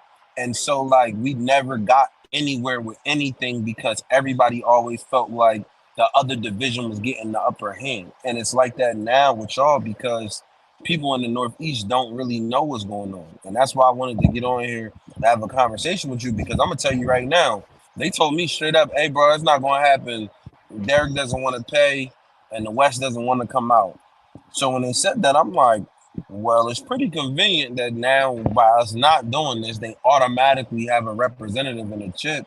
So it comes off like y'all said no, just so you can guarantee a representative in the championship. Even if that's not the case, because they even came back to me with an Elite Eight at a neutral site, and it was going to be 2 Vegas teams, 2 Ohio teams on the west side, and the east side was going to be the U, BIC, Watchmen, Nightcrawlers, and it was going to be East versus West Elite Eight in Indianapolis.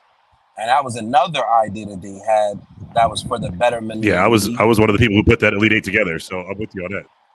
And then they said, well, that's not going to happen because Vegas isn't willing to go to Ohio. So every single time something didn't happen, my phone said, Vegas said no. Vegas doesn't want to make this happen. Vegas said this, Vegas said that. Because we said, well, 9 hours to Ohio, that's not that bad. We'll do it. We said, okay, Final Four in Indianapolis. Okay, cool, no problem. So it just felt like we kept saying yes. Y'all kept saying no, according to the stories I was being told. So then it was just like, all right, so what the fuck are we doing? Y'all just gonna keep letting them say no and get an automatic bid to the chip? Or is we actually gonna play football? That's how it came on. Hey, it's one of those where Vegas has said the same thing that you said, right?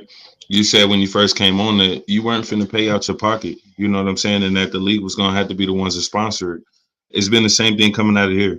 You know what I'm saying? Everybody thinks, and again, I'm coming from a player's I went from player to, you know, being in the higher ups type shit, to where I've started to see a lot that happens as far as what goes on the back end. You know what I'm saying? And everything that, again, we want within the players organization. You feel me? Said that too a long time ago. I felt like we needed some type of players organization to where we were able to, you know what I'm saying, air our grievances out, or just to be able to, you know what I'm saying, give an input on how we would want shit to ride out. But again, from day one, everyone has thought Derek was really just a money source. You feel me? And that's just from coming from that side all the way up until, you know what I'm saying, some of the teams out here, to where, again, it took for someone like myself to actually get into the position that I'm in to realize that that's not the way it works. You know what I'm saying? He's individual just like us. You feel me? So where they're thinking that it's just going to come out of his pocket, there's a whole league. You know what I'm saying? Again, me speaking, I don't necessarily speak for both teams out here, but again, nobody from we'll just say the 2 top teams that get spoke on have never said, or, you know what I'm saying, put it out there that they didn't want to travel. Both teams are prepping to play outside of the state. You know what I'm saying? Again, you said earlier where it was like before we came around. Understand, before we came around, you guys were playing each other. You feel me? We don't have necessarily any surrounding states right now that have a division of their own. So we're limited on even who we can play. You know what I'm saying? Or even who our competition is. You guys been around for, you know, years. You know what I mean? Some would even give y'all the credit of being the ones to, you know, put it on the map and create it. You know what I'm saying? And get it to where it even is right now. I know we lost some. I'm gonna keep going. But it's one of those where, just again, recognizing that over the league, we all want to experience the competition. You feel me? Yeah, I can address that. And you said it perfectly. And that is part of it. Can you guys hear me okay, first of all? Okay. So the challenge will always be the division owners have division owners that are coming out of their own pocket to send their teams. So Joe from Columbus and Eric from Cincinnati, or vice versa. I can't remember who owns what. I get the two mixed up. But Joe owns the Indianapolis division as well. Lawrence from DC, Derek from Vegas, Derek from LA. We have responsibility to our teams to pay for their travel. When teams from Florida or teams from Jersey have to travel, no one pays for their travel. So it is always put on us division owners to cover both sides. So what happened with the Indies thing, Joe and I came together, Joe from the Ohio division, and he said, look, I will pay half of whatever the cost is to get your team here if you pay your half. We said, cool. When it came to doing the same thing for the New Jersey side, there's not that option. So that's where some things die. When it comes to doing the same thing from the Florida, there's no division owner. So can I just say one thing? Real quick. So 2-5, my compromise is to just pay for the flights. We don't have a problem paying for hotel stays, Airbnbs, whatever the case may be. We just simply asking for y'all to pay for a round trip for us to get there. Y'all can hear me? Yeah, I'm just saying, I just wanted them to pay for the flights for us to get there. Now, everything else, we're not asking for that. You know what I'm saying? Especially when it comes to traveling to Vegas and when it comes to traveling to Tampa. Because from my understanding, Bullhead is like an hour and 35, an hour 40 away from Vegas. So if we were to fly to Vegas, we would have to get transportation and get from Vegas airport to Bullhead, then play, then get back from Bullhead to Vegas, then stay, and then would have to fly back out here to Jersey. We're willing to do that if they just handle just the flight portion. Us getting from Vegas to Bullhead and Bullhead back to Vegas and then staying, we're willing to do. It's just y'all gotta meet us halfway on the flight part. Look, right, and I'm gonna make sure that all that shit happens next year. The problem is the finances and agreements from the other side wasn't put into place for this year. I love that you and I are talking. I love that I got Marcus Cole that I can call at any time. Now I got 3 different dudes from Florida, or actually 6 different dudes from Florida I can talk to anytime. The guys from Ohio. So we can all talk now and figure things out. I'm going to find out from you guys and Carl and Marcus, whatever the thought processes are from the Northeast, find out from Logo and Nick and the dudes down in Florida and the Parlay Podcast guys down in Florida, what they're willing to do, and find out from Ohio and Indy what they're willing to do. And I'm going to build out a business plan that builds out some things on the front end so that we're all taken care of on the back end, so that at minimum our Final Four will have this East versus 1, East 1, West 2, West 2, East 1 setup. I mean, I think at the bare minimum, that's all of us are asking for, is a starting point to grow from there. What we fell in love with this year is the possibility of a pay-per-view to pay for some shit. And I'm half wanting to test out our winter season in Vegas and the fall brawl in Baltimore, and if they'll allow us both to put those on pay-per-view to see what type of subscription base we can get, to see if it's good enough, because we understand we're only going to retain about 25% of the audience, even if it wasn't pay-per-view, right? So if we can get a few $1,000s in off of both of those things on either side, we know when we go to the spring division, if we put the whole shit on pay-per-view and only allow the games to be seen on YouTube after the fact, not live, we might have a way to bring some money in for travel to support some things. But don't you think wouldn't it take for? I mean, wouldn't you say that it would be more appealing, right, to the audience to be able to get those sideline views, you feel me, and be able to get that atmosphere of what it's like to be on the sideline if we were to do pay-per-view? Because I know we had that, but if we're going pay-per-view, there's really no whole bars. You know what I'm saying? You're absolutely right. And that gets us into a different demographic where we can do things differently. We can not be worried about image, cursing, other shit. Now, there's going to be some pushback on that because we are, as a league, looking at a larger sponsorship base and wanting to get to the Gatorades and Nikes and people like that of the world. But the league's been going for 10 years and they haven't showed up yet. So if we stop and look and see who not our target audience, but our actual audience, and build into that, because we got Blockticians, we got Tape Me Up, we got people that are, we'll say, in the community who are supporting us, not those who are out of this community supporting us. Maybe we need to take a step back and look and see who our real audience is and cater to them. So, and that brings me to, oh, my bad, Ryan. Go ahead. No, I don't want you to lose your train of thought. You got it. No, I was just going to say, when you say tapping into our audience, right? I look at a lot of the players that we have, right? Whether it's East Coast, West Coast, Ohio, Florida. We all have a lot of things in common, right? To where some of those sponsorships could come from sponsorships that people wouldn't necessarily think of, you know what I'm saying? Or think would want to sponsor the league. So, you know what I mean? It comes with, like you said, one to have a specific image. But again, they also got to think, man, this is 2024 going on 2025. Shit is not the same. Yeah. Shit is different. So, and given the, sorry, Ryan, go ahead. You were home. Go ahead. Yeah. So I can only speak on this side of things because we've been doing this longer, and there's no disrespect to no other market. There's no consistency on this side because at one point in time when the league first started, A7, when they first crossed over, and it's not to go down memory lane, but the games used to be 20 minutes maybe maximum for everybody in the league, besides maybe the Trenton BIC had to travel a little bit further. You know what I'm saying? But for the most part, they were in a decent area, as you would say, where there was people that wanted to be there. People were able to have vendors. People were able to sell food.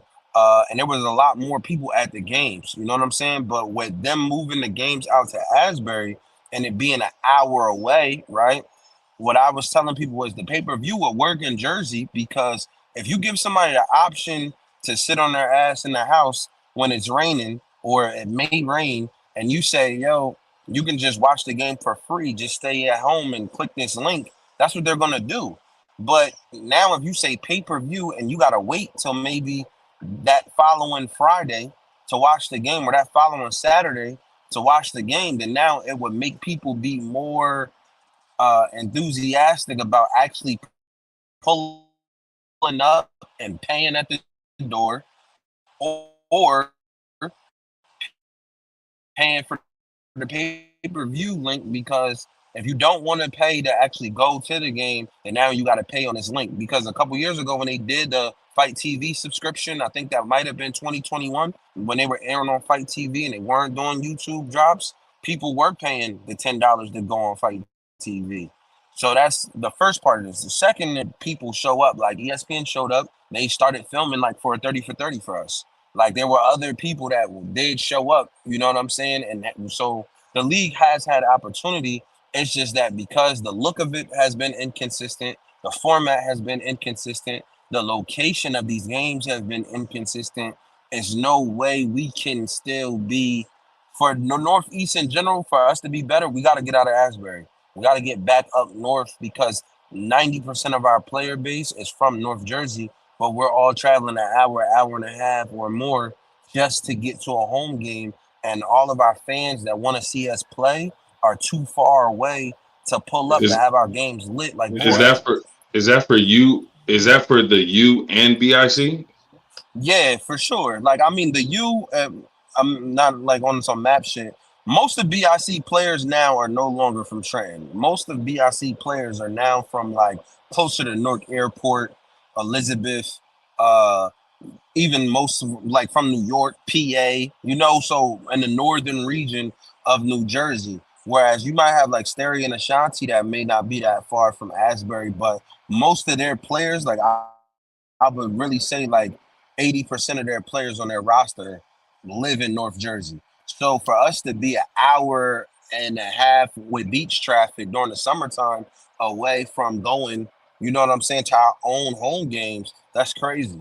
Like that's like there's no way we gonna get people to pull up. Well, There's first no of all, way. shout out to Ryan Shamar, like in his car, dark as hell, looking like eyes and teeth, talking. That shit's hilarious. And then shout out to Jeremy Reeves, the Money Badger, tapping in. I haven't seen him on our chats before, so thank you, brother. Yeah, look, Ryan, I'll shoot you straight, man. If you can find a field that's at the cost of Asbury, affordability wise, and the internet base, so they can broadcast the games and have the equal output for the Jersey division, that's what the issue is going to be. The things that work behind the scenes that make it important is cost of field, accessibility of field, security of the field, and ability to broadcast the game. So if they have good internet or if they got to bring their own shit, what's it going to look like? Yeah, I So mean, if there's you got- colleges up here. Like, fellas, we got like maybe 3 D3 colleges all within the Y'all North should play Jersey at Princeton. area. Yeah, like I mean, even that is like in a way that's just as far as Asbury, but it would make sense because it's a way better location. But you got 3 D1s that have football fields that have internet streaming and all of that shit. You know what I'm saying? It's just the footwork and the effort. But the number one problem is, and I know a lot of us, as like not to your level, Derek, but a lot of us that run these Insomniacs, Sick Wid It, BIC, the U, Nightcrawlers, Watchmen, bro, this shit is a headache all spring. So by the time the championship come and we done, niggas want to take a break for a little bit before we get back to talking business. But the reality is after the championship game, we need to be talking from August, if not August, September, all the way to fucking March 1st. And we don't do that shit. You know what I'm Look, saying? I'm gonna be real with you. Look, there is somebody in your network in New Jersey who has a plug on a field for a good price. Y'all should be talking to each other in the chat right now, having those conversations. I'm in your chat. Those conversations that aren't happening. I'm taking a step further. Every dude should be sharing the links on their personal platforms. They should be sharing the tickets on their personal platforms. I've been on most of the dudes I know's pages. That shit's not happening. For all of these things to happen the right way, everybody's got to buy in and do their shit the right way. Like these younger dudes in the league, they only on Facebook because of the groups. Like they're on Instagram and fucking do they share other on Instagram? platforms. Yeah. I've seen guys post flyers like the A7 posts that go up on Instagram that show like let's say for instance just this weekend, like they show BICU, Insomniacs Sick, and the streaming times and all of that. You'll tune in to YouTube. I'm gonna be on here. Like I see a lot of guys repost it on like their Instagram story, post the link just so their fans can watch it or their supporters to watch it. And I mean they do that, but on Facebook, not really as much. Like I mean, Facebook is more, it sounds funny, but older guys 30 plus more use Facebook. These younger dudes, they on IG and Twitter. I'm aware. Like that. I know I'm old as dirt. Like we can get that out the way. But I don't see the shares on Instagram either. I don't see guys sharing the flyers. And if we do, maybe it's 20 or 30. There's 700 people in your chat. No, for sure. So that's definitely gonna get it there. Yeah, so like if every single person in that New Jersey chat and every single person in the Vegas chat all were to share the media that goes out, we would have 1.5 thousand shares like that on everything we do. But that doesn't happen. Dudes want everybody to do it for them, and that's what we're up against. But definitely like up north, bro, like our fan bases and our cities that support us, like they are our base for fandom or even the start of this league was up North Jersey. So for us to be all the way out in Asbury, the shit is a huge inconvenience. But Ryan, I feel like just got comfortable out in Asbury, and that's just where we've been for the last 4 or 5 years. But honestly, that's just not what's best for the league, you know? So I mean, it's that. And I mean, even if you guys were to travel, you know how much of a headache y'all would have to fly to North Penn Station and then try to get all the way. Yeah, and then try to get all the way to fucking back-to-back weeks. The shit was foul. Like yeah, now imagine it wasn't back-to-back weeks. We had to go to Jersey first, fly to Newark, and drive down to and Asbury, then go to Delaware, and then had to fly into Philly and drive to Delaware. That was some bullshit. Back-to-back. Now weeks. imagine if you fly into North Penn Station. Fly into North Penn Station. I'm so sorry. Fly into Newark International Airport. Newark Airport got 1,000 hotels that's right there. Right there. And on top of that, and cheaper. and the football field that we're talking about, even the last field that we were using before Asbury, is literally 15 minutes from there. Your players wouldn't even need to get rentals. They can literally just fly in, get in their hotel, and they can Uber to the game if they want. So Like, they don't even have to do what's that field anything. cost? The field cost honestly was cheaper than Asbury. I think Asbury's double what Roselle was at the time. And even if we go to Keene University, which is right there in Union, New Jersey, I'm pretty sure if their cost is like Asbury, it's still 10 minutes from the airport. I went to Keene University. It's literally the closest college. The situation is that A7 is just comfortable at Asbury. Is that the Yes, that's 100% the situation. All right. Well, I appreciate that. That will be in my perspectives for next season. Look, 100%. I'm gonna be real with you, man. Because look, it's a super inconvenience for you guys. It's a super inconvenience for us. We got to fly out there. That's only there was just to give credit and context. There was one conversation about 3 years ago about going to Keene University, but it was right after the pandemic, and they were a little weary about having people on the campus that weren't vaccinated. That's no longer the case, and their facilities are not used until football camp starts in mid-July and the end of July. Like, so basically after, like, the college football team doesn't start camp until after we're done with our season. We can easily get in there. Hey, Ryan, you know Marcel Bates? Yeah. Bates plays for on you. He says, lean on me. He's got Eastside High School. Bates wants you guys to come to Patterson. The Mighty Ghost. I'm cool with that. Like, Doug, what you got to ask on your phone, Doug? What's going on? I got a question, though. Who y'all got Insomniac 6 with it, though? Who y'all got Insomniac 6 with it? We were in the middle of breaking that down when you got there. We was walking through it. So to kind of roll back to that real quick. So the Insomniacs are without their two fastest guys on offense. So taking the top off of the defense is maybe not the option, except for with maybe Smooth Brown. So they got one guy that's a burner, and everybody else are great route runners and power guys. So that kind of takes away a little bit of the element of the game and makes them equal with Sick, because Sick doesn't really have that take the top off the defense guy except for Curtis Jones. So now we're equal on both sides. They got two, but each of them have one fast guy. So now it's down to power and the trenches and play design, and they are 100% equal at that point as far as we're concerned. These dudes know each other as well as the BIC and the U knows each other from the flag leagues and all the times these guys have played together, and now the last 3 seasons of A7FL. So, I'm just going to say Insomniacs because I'm going to borrow a word from Chris Vera. Until you ain't the champ until you beat the champ.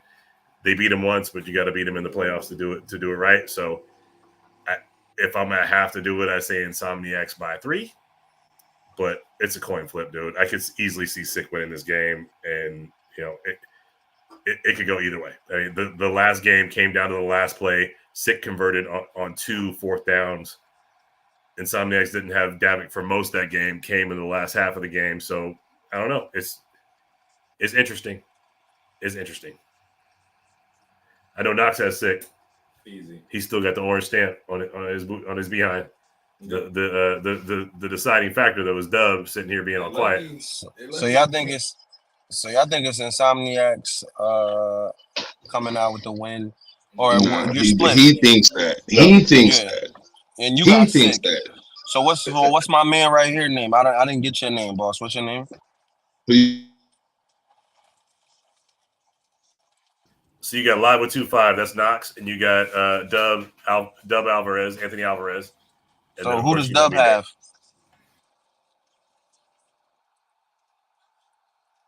Dub, you're on mute.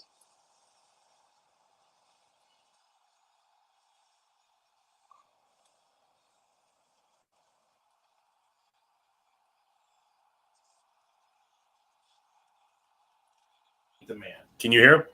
Yeah, I can hear him now. Okay, I can't hear him on my side. Go ahead.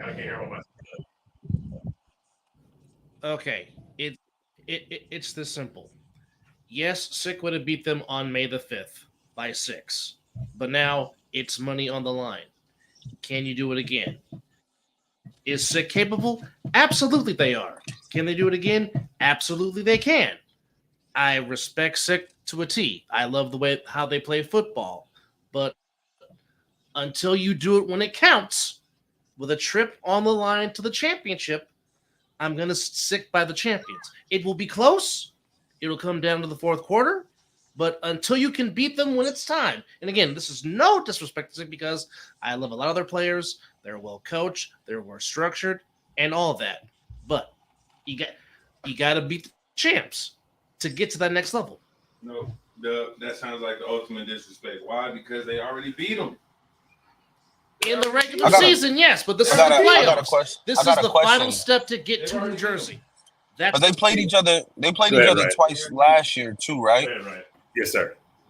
I remember watching one game last year. I think Sick Wid It was winning for like the first 3 quarters, and then I think the Insomniacs just pulled it off in the fourth quarter. Was that the playoff game, or that was a regular season game last year? That was the very first time they played 2 seasons ago, or last season. Game 1, Game 2, Insomniacs handled business. In the fall, Sick jumped out to a 2-touchdown lead. It was tied at halftime. Insomniacs took the lead. They went back and forth, and it was the last play back and forth. Decided it was in the fall until the championship where Insomniacs kind of dominated the whole game. Okay. Nah, I mean, me personally, I'm looking forward to seeing Insomniacs in New Jersey, and that's no disrespect to Sick Wid It. We just want to see the champs. So, I mean, they were the champs last year. They're the honorary best team in Vegas. So I think Jersey, BIC, and the U want to see the Insomniacs. You want to prove the narrative. I got you. I can smell what you're stepping in. Like, if you know what the thing is. You know our championship was the shit last year. Is where you at? I'm not going to say that because I actually think the Insomniacs and the Nightcrawlers are very good. I just like to see. I say this all the time. 2 things: styles make fights in football, and I want to see their style against our style at the best level. And then the second thing is, I think the hardest thing in A7FL to do is to go back to back, and it's really because this isn't like the NFL where guys are highly paid and they're comfortable and everybody's content with their whole financial situation.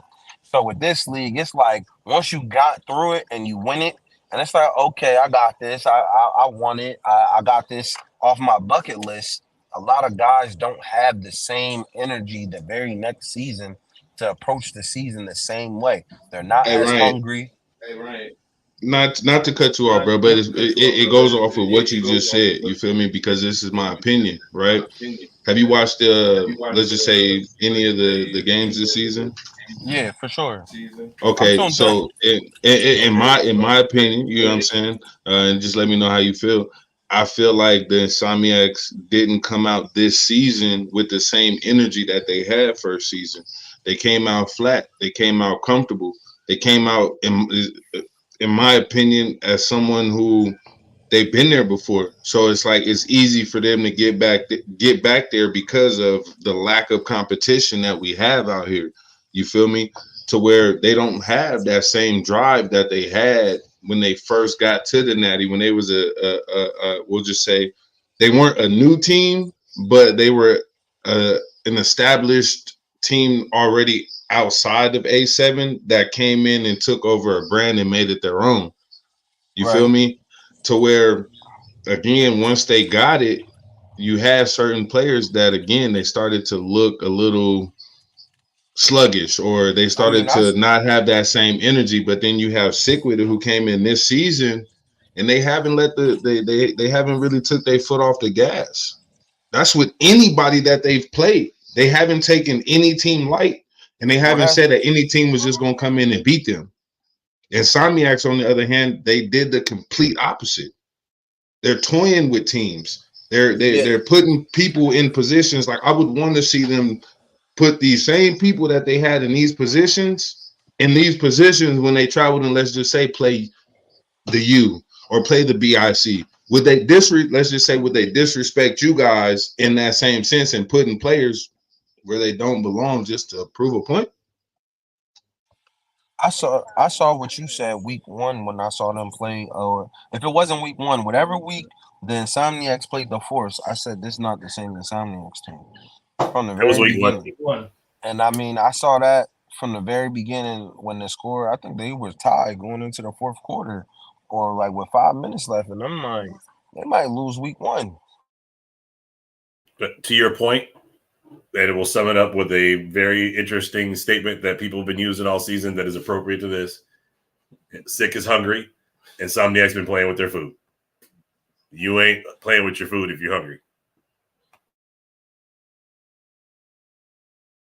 That's 100%. But now, when these games matter and you down to the nitty gritty, this where the champs come alive. Like, and I know sometimes playing with your food ain't the best thing, but sometimes when you really build like a champion, we call it the switch out here. Once you get the switch, you can flip the switch, and sometimes you can't. Sometimes you can.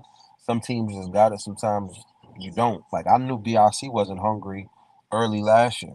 I knew it already. They were young. They won. They were happy as hell to get over the hump because I think at that time that you had beat them 3 straight. So when they came out and they were hungry and they beat us 3 straight, then now it just and now we back and forth now. Now it's showtime kind of. You know what I'm saying? Whereas over there, the dynamic is getting real UBIC ish. I could definitely see it. Sick gotta win though. You know what I'm saying? In order for them to want to make it a real rivalry, Sick gotta win. And just this game though, I ain't saying the chip. They could just win. Yeah, it's an interesting thing because the Insomniacs, if you look at it from a football perspective, they probably did the best thing they could have for themselves and worked people out in different positions so they got seasoned in those positions. But at the same time, what they put on tape doesn't look right, and maybe their guys who were in those positions normally needed that work. So when it comes time to flip the switch, are they going to be ready because they weren't playing in those positions consistently throughout the year? Do they have the cohesiveness? And the point that Knox made earlier, these dudes have been playing together for a long time. They just assumed a team name in the Insomniacs. They've been playing together in flag for forever. So maybe they didn't need to do that. They needed to try these guys out. So, I mean, it's going to be an interesting Sunday for sure. I think we're all super excited to see both coasts, both sides of the ball. So it's going to be the best football we've seen all year for sure. And the fans are in for a treat like you've never seen before.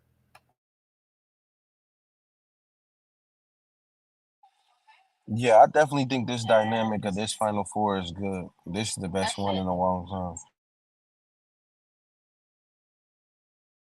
Well, Like Ryan, this you have any parting thoughts or parting shots you want to get out the way? And first of all, let me say thank you very much for coming on. I appreciate you taking the invite. I hated the conversation we're having online. I appreciate you, everything y'all have been doing. So thanks for keeping the energy up. I'll But be willing any to parting come shots? back.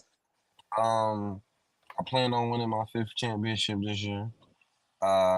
It's only right to win 5 in 10 years, and then I can just tell A7 go to hell. But I always come back though. You know what I'm saying? If you got the information now, y'all can DM me, Ryan Shamar on Facebook. Y'all just hit me up. I'll be back for y'all. But I'm gonna be yeah, pulling for you as commissioner next season if you go bounce out like that. not gonna happen. If y'all see me after this year, I'm getting paid. I'm telling you right now, if y'all see me anywhere near this league next year, I'm getting paid. Just know that. I love it. I love it. It sounds like he said he's finna come to Vegas and coach a team and bring some of that.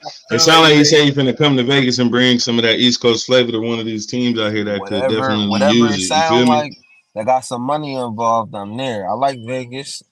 I came out there for my 30th birthday. I had a good time. I'll come back. That was 20 years ago, dog. I ain't that old. Ain't no grays in here yet. Just you know what I'm saying, ain't no grays yet. I just look old. Hey, look, $1,000 a season or 10% ownership of the team. Your call, dog. Let's get it. Let's get it on. I can't even get a Happy Meal out here.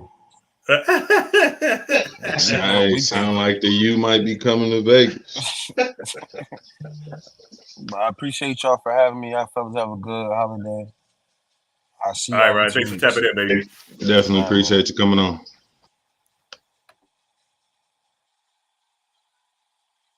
Where's your mic, idiot? Shamar?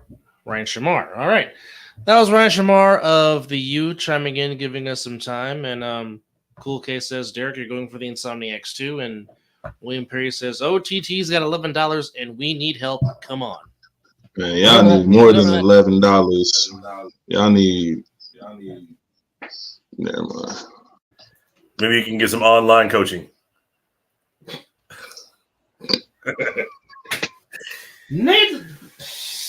All right, so before we wrap, Nate. I want to remind everybody that we will be hosting a show on the other side of the ball. The other side of the ball guys, the Jaffos, the Miz and Dub show. Mizzle and Dub show, not the Miz and Double show. Not the Miz and Dub. Hennessy got me moving. We'll all be chiming in and doing a watch back on this Sunday at 10 a.m. Vegas, leading into the 1 o'clock game on the East Coast.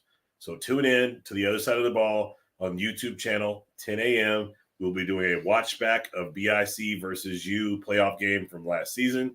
Y'all can hear the commentary from Knox 25 Live, Double A Anthony Alvarez, the Viking Scott McCorkle, Schoolhouse Rock, Chris Vera, myself.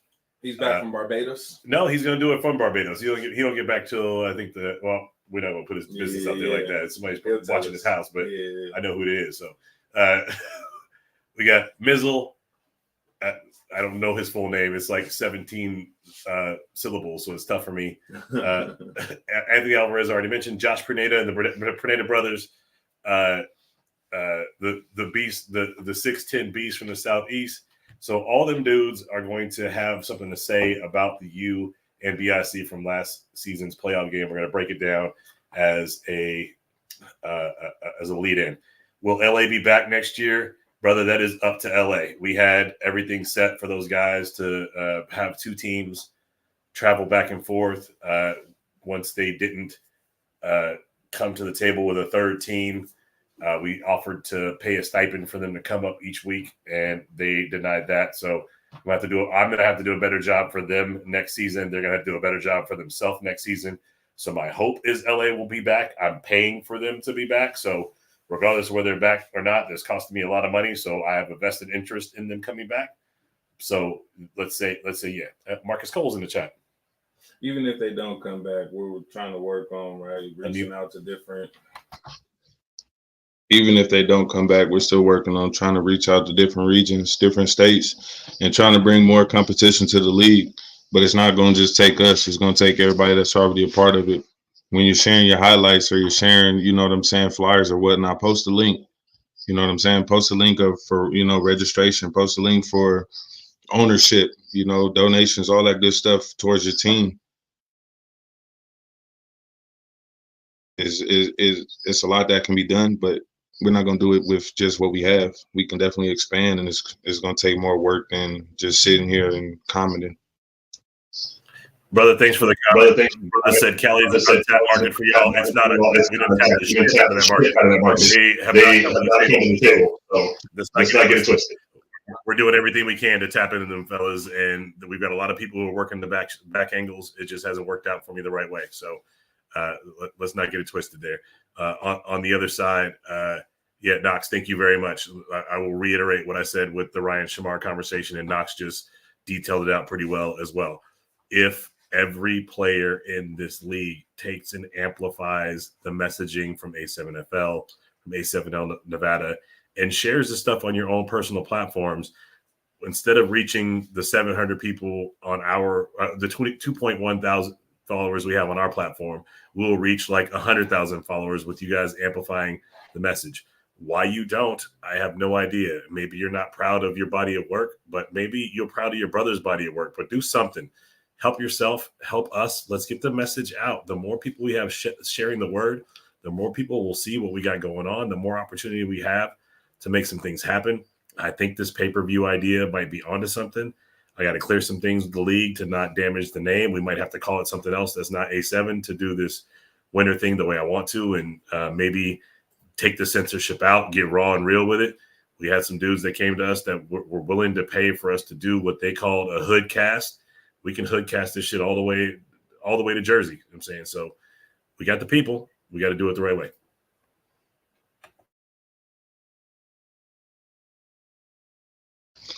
It definitely starts with us. You feel me?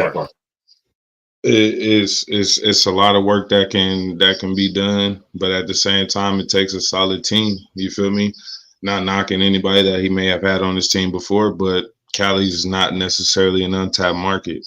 You had people and individuals trying to tap into a market that they really didn't really have any pull or any real hindsight view of what can really come out of there. So it really didn't get the introduction that it should have gotten.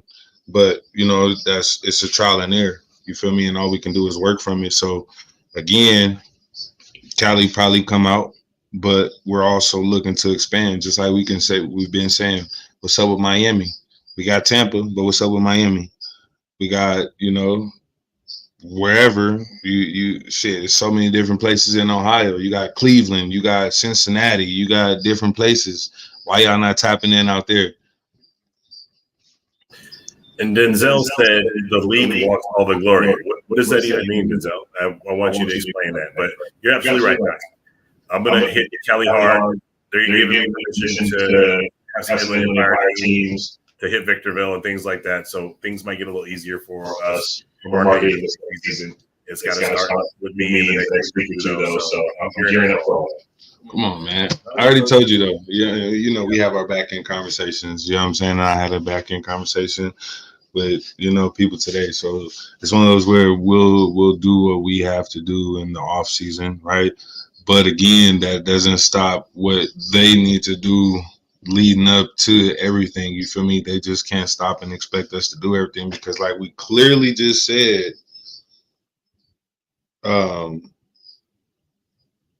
it takes a team. You know what I'm saying? It's going to take more than just one person to fund it, right? It's going to take more than one person to promote. It's going to take more than one person to send the link. You feel me? So it starts with you guys as the players and the owners and the coaches and all that. You feel me? Get people involved, show people and get people introduced, to what the A7FL really is and what we have to offer. Don't just post the highlights.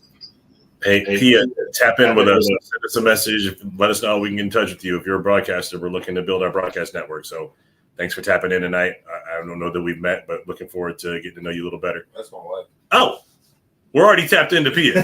For real. Like, you taking over the social media shit. So and it's funny because she actually did some shit for us leading up to this championship game. You feel me? We're trying to get in. It starts with Brandon. We know what it takes, but at the same time, I'm not somebody personally that thinks I can do everything by myself. You feel me?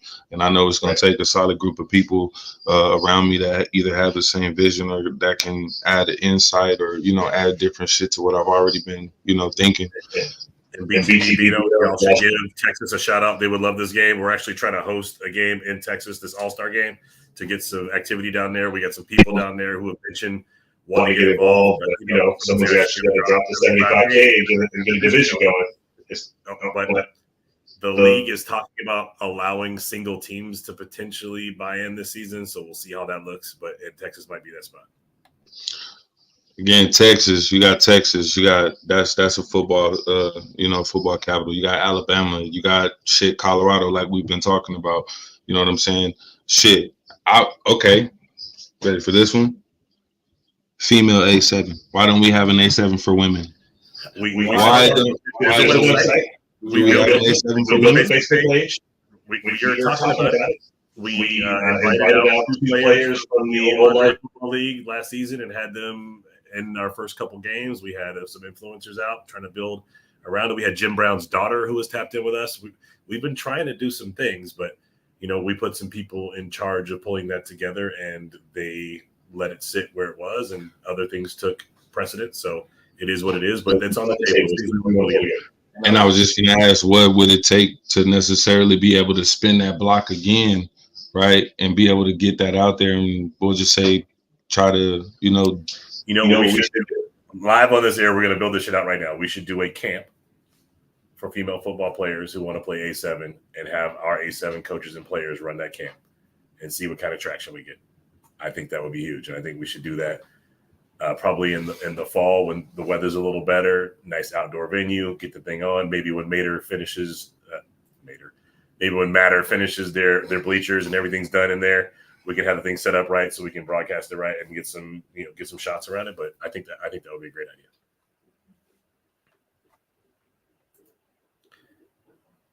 And Denzel said, I've been throwing out ideas and moving the league forward, but if the league can't have a say-so or not involved, they shoot their ideas down. That's not exactly true, Zelly. You can reach out to me directly. We can have this conversation. Yeah, Zelly.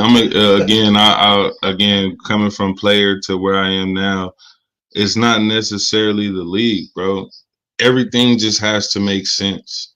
They want everything to make sense. If it doesn't make sense, of course, they're going to shoot it down. An idea is just an idea, but it got to make sense. You know what I'm saying? Again, we have all the platforms. We have all the potential to grow, but in the ways that we're trying to do so, it has to make sense to, we'll just say, the people who run the division. You know what I'm saying? Again, the what we did with your guys' first game, you know what I'm saying, where it was the Jaffos and Mizzle, you feel me, and however, yeah, that was exclusive. You feel me? That is what our fans in our eyes would like to see. You want to see the passion on the sidelines as well as the gameplay. You know what I'm saying? You don't want to just be able to live through the commentators, but you want to be able to actually see your favorite player. You want to see your favorite player perform. You might want to hear what your favorite player's thinking. That's why we watch Mic'd Up. You know what I'm saying? I watch those type of things to be able to see what my favorite player may have been thinking during that during that play. To your point, we are not censored and we're on our own shit. We're not worried about what anybody's saying. It's all pay-per-view. We're not worried about what's getting out in the public. It's our own shit. Maybe it won't be A7. Maybe it'll just be Nevada 7s, and that's what we have to do this winter.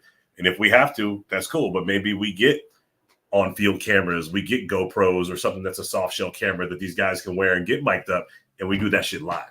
We're not waiting for the cuts after the fact. We got cameras in all angles and microphones, and we're pulling up certain people and pulling down certain people and running a show. But it takes a lot of stuff on the back end to make that go too. It's not just, hey, y'all should do this. That's cool, but where's the money coming from to do that, right? So let's say we try to pull this shit out. We want 6 on-field mics, and we get people mic'd up. Okay, cool. Where's the cost of the mics coming from? Okay, Derek will cover that. Let's say that's $1,200 out of my pocket. Okay, I can get with that. What about a sound engineer that now has to listen to them and see who's saying what and pull them up and down? That's a $50 an hour paid position for somebody who's really good, plus a soundboard that costs about $1,500, maybe $2,500. Plus the connection to that. We've got a one-stream connection right now that we've been doing. Now we got to upgrade our entire platform to have a 4-stream connection. Now we're spending $6,000 on that piece of equipment. Where does all that money come from on the front end? Sure, we can get it on the back end once the pay-per-views happen, but we got to do this shit first. Yeah, so you got to fund it. Right. So that's the type of things that I now understand, where I was just like, hey, Mel, why can't we do this? He's like, I mean, we can, dog, but you're asking a lot of one man. Do I need like 6 other people to try to do the shit you're trying to do? I'm like, enough said. I get it. My bad. So he was getting frustrated when we first got together. Mel came to me with this great fucking platform. Like, I got this, and this. These are all the things that are available to us. Mm-hmm. But each one of these things costs a little more money or a lot more money, depending on what it is. And shout out to Flash Media Sports, Mel Carey. That's my guy. If it wasn't for Mel, this shit would not have jumped off in Vegas the way it did. So. Hardest working man in sports. Marcel said when players post their highlights, the league has to repost them on IG and Facebook. Department has to post more. Marcel, that's true, man. You got to tag us. You got to tag A7. You got to tag A7 NFL Nevada. You got to tag all the places where they can see it so that they can actually know it's there to repost it. Like, we all need it. I was gonna say players got to know when you're just posting your highlights. You don't just post your highlights. You know what I'm saying? Oh, I got touchdown, yada yada yada. Those hashtags come down. Those hashtags come into play. You know what I'm saying? The league, at the league. I know everybody's at button works. You know what I'm saying? Tag the league. Tag whatever company you're wearing as far as gloves or cleats or anything. You have to tag those people in your posts, you feel me? Or having hashtag, you know what I mean? Hashtag, my shit is hashtag ain't shit sweet. Why? Just cause. You feel me? So along when anybody types in your hashtag, it's gonna pull up your highlight. You feel me? Keywords go a long way. You said it right. We all need media training because I don't use hashtags enough at all. Like, I'm old. That's a pound sign if you ask me. What I mean, No, tic-tac-toe. That's tic-tac-toe. like that's just new to me. So we all need media training. We need to understand how to do this thing. We all need to come together, train the players, get them working in the right direction, help them understand if they do this, what the possibility could be.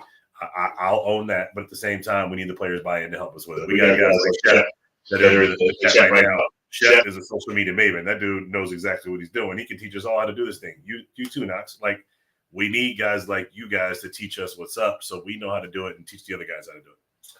I mean, my thing is with the players, right? You actually have to give us a product to be able to promote. Give us a product to promote. You know what I'm saying? It starts with you guys. It doesn't start with us. We can only promote what's put out there. You know what I'm saying? So even I told X, Y, and Z to send me whatever they needed to send me. I can tell you that what I got could have been better. But it goes along with the seriousness that other people might take when it comes down to it. You know what I'm saying? To where I'm telling you, this is what I'm trying to do, but this is what I need from you. And the quality that you give me within that product is like, so this is what you want me to work with? That's an interesting thing. So I have this post that goes out every Monday at 8 a.m. that says, post your favorite highlight of the day, all brands of football. 0. Nobody post anything. 1 or 2 on there. And the whole idea of that was to get that, if the post was quality enough where it was not grainy and not a recording of a TV, reach out to that player. Hey, where'd you get your timestamp from? Take that as a highlight idea, and then me go post it. You know how many times that actually happens? Okay, you got me, right? Everybody wants to know where I get my glasses from, if I have glasses, yada, yada, yada, right? Took it upon myself, cleats, all that shit. Took it upon myself, all right? I got a shitload of cleats. I got a shitload of glasses, right? Post your best highlight, whatever, post it. Glasses on me, cleats on me, whatever, right? Nobody post it. But could there have been more? Were there certain highlights that I may have been looking for? You know what I'm saying? Were there individuals that could have really participated and, made it more interesting? They could have. But again, that shows the lack of interest that people have within promoting themselves. We can promote the league, but you got to be able to promote yourself. Yep. Perfect example. And I hate to put Crown on blast right now, but Crown probably had the highlight of the season with his hurdle and fucked it up trying to do it again. Maybe, but probably had the highlight of the season with his hurdle. Instead of clipping that highlight and sending it to us for us to send it out, his question to me was, how come y'all not posting my highlight? And this dude has a social media following like nobody else. And instead of him taking the time or having his people take the time to clip that, he wanted us to do it. Like, we don't have 10,000 other things that we're in the middle of doing. We don't generate our own highlights out of the Vegas division. Those all come from National. National timestamped it and said, that's a great highlight. I've not seen them put it out, but Crown, you could have put that shit out yourself. Tagged me, tagged the league. We would have amplified it, shared it 100 times. That shit would probably be viral right now. You would have been on ESPN that day. And let me say, it's not too late. Well, actually, if you go to the All Pro Jaffos TikTok page, it's on there. It's on the Muslim Dub Show's IG page because we've been promoting it. Also promoting JoJo Ramsey's throw and return. So, I mean, it's been there. Is it on his own page? That's the question. Did he tag us? That's the question. I don't know. You know what I'm saying? Did he tag us? Did he tag the A7? Did he tag you guys for reposting it? You know what I'm saying? That's the thing where it's like a lot of people, they want to do this, that, and the third. But if you post a highlight of mine, I'm going to repost it, but I'm also going to now tag you for posting it. They're not doing that. They're just posting it like, oh, yeah, I jumped over 2 people, ha, ha, ha. And they're not saying at A7 Nevada, at, whatever. You feel me? They're just posting it. And it's like the league can grow if we're tagging as well as, or even hashtagging when we're posting highlights.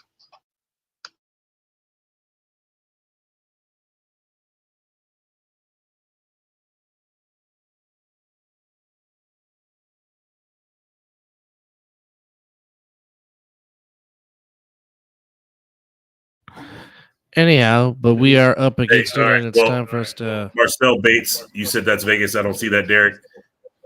Hit me up on IG at Mr247LV or at A7FLNV on IG. Let's chop it up. I got you. Let's figure this thing out.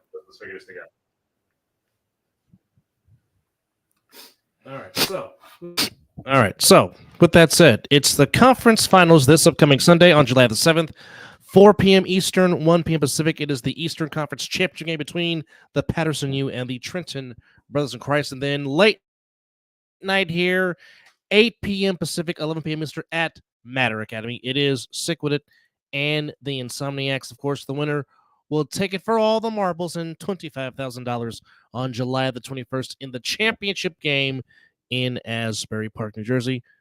Gentlemen, final thoughts before we put a bow and wrap on this. Me, I'm gonna say I hope it lives up to what we've all want. I know it's gonna be a great game. It always is. Anytime they happen to line up across from each other, meaning Sick and Insomniacs. I feel like it might actually come down to the wire. As far as BIC and the U, again, I feel like it's going to be a great game. I feel like they're going to give us the intensity that they always give us when it's one of those games between the two.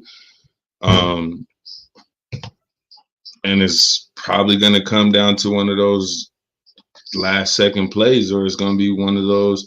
I feel like it wouldn't be a BIC versus U game if it's not in controversy. Right, man. I'm not saying that to be, funny or anything, but that's just what their last couple meetings have been. Besides this last regular season game, where it's been controversial. So I hope that it's a clean game. I hope there's no injuries, and everything is pretty smoothly. And I hope there's a million 3-on-1 returns, because everyone's 3-on-1 return from the East Coast to the West Coast is trash. East Coast is ass when it comes to the 3-on-1. The West Coast is ass when it comes to the 3-on-1. I just got to get this little grievance out, and ain't nobody messing with me. You feel me? I'm the best to ever do it. So I feel like we might have to come up with something to where, if voted by our division, I feel like someone like myself should be able to play and participate in being wherever he's at, if he's capable. You feel me? I think it's all about capability. I feel like I'm capable of doing that, and y'all should want to see some more exciting shit. So I vote y'all to bring me back. Knox, the 3-on-1 god, world-class wrecking crew over here. We got a new nickname. Well, I just want to thank everybody for all their participation. The neutralizer in some sort of studio, even though the Wi-Fi is still trash a little bit. We're gonna figure this shit out for next week. But happy to be in a spot where we can all get together. It seems like the show has way more energy. I love us all being here in the same room, because the energy is just different. We're in the same room. So point taken. Thank you, everyone, for listening in. We really appreciate you guys caring about what we have to say. We'll start there. This shit doesn't happen without our players and our fans. So thank you very much for being a part of what we do. Remember, tap in 10 a.m. Sunday, other side of the ball. Watch the watch back with us. The A7FL YouTube. Watch the BIC versus U at 1 o'clock. And then our game, 8 o'clock, either directly at Matter Academy, $10 to get in as usual, or check us out on YouTube as well. Go back to you. Real quick, and that is for everybody. Okay, I tried to do something last week, but the big man has said it's $10 for every single person. Okay, so I'm dead over here. I don't know if it's working for you.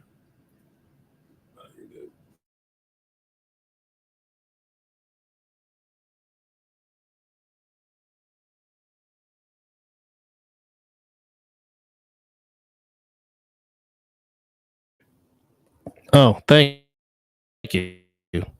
Anyhow, like I said, looking forward to watching the U and BIC do what they do. And, of course, the Insomniacs and Sick Wid It, never a dull moment. Again, don't forget to check out the All Pro Jaffos on the Pernada Brothers production YouTube channel. Gifts, the 3-on-1 podcast with Matt, Rob, and Corey. Of course, the Mizzle and Dub show is currently up. Of course, this guy, Live at 2-5, coming up real soon. Also tonight, your boy will be the first guest as Coach Alonzo Thomas. He's starting a podcast talking about Zone No Sports. So I'll be there co-hosting with him. You can catch it on the Z Oakland Raiders and Raiderettes page on Facebook. And that goes live at 9 p.m. So catch your boy talking some sports with the son of the legendary Dr. Death, Skip Thomas, of course. Coach Zoe, I appreciate the invite and letting me be on your podcast. So please tune in for that. So with that said, for Live at 2-5, for Derek Duncan, of course, for Scotty and Chris, because we don't forget about those guys. Thank you for watching, and hope you enjoy the Final Four between the U and BIC and the Insomniacs and Sick. And we'll see you on the other side of the ball. Enjoy the rest of your evening. And by the way, be safe tomorrow wherever you're going to celebrate the 4th of July. Be safe. Have fun. Stay hydrated. Get a tan. Whatever works for you, but have fun. We'll see you next week. Good night. Don't burn shit down. Not at all. That part too. Enjoy the fireworks show.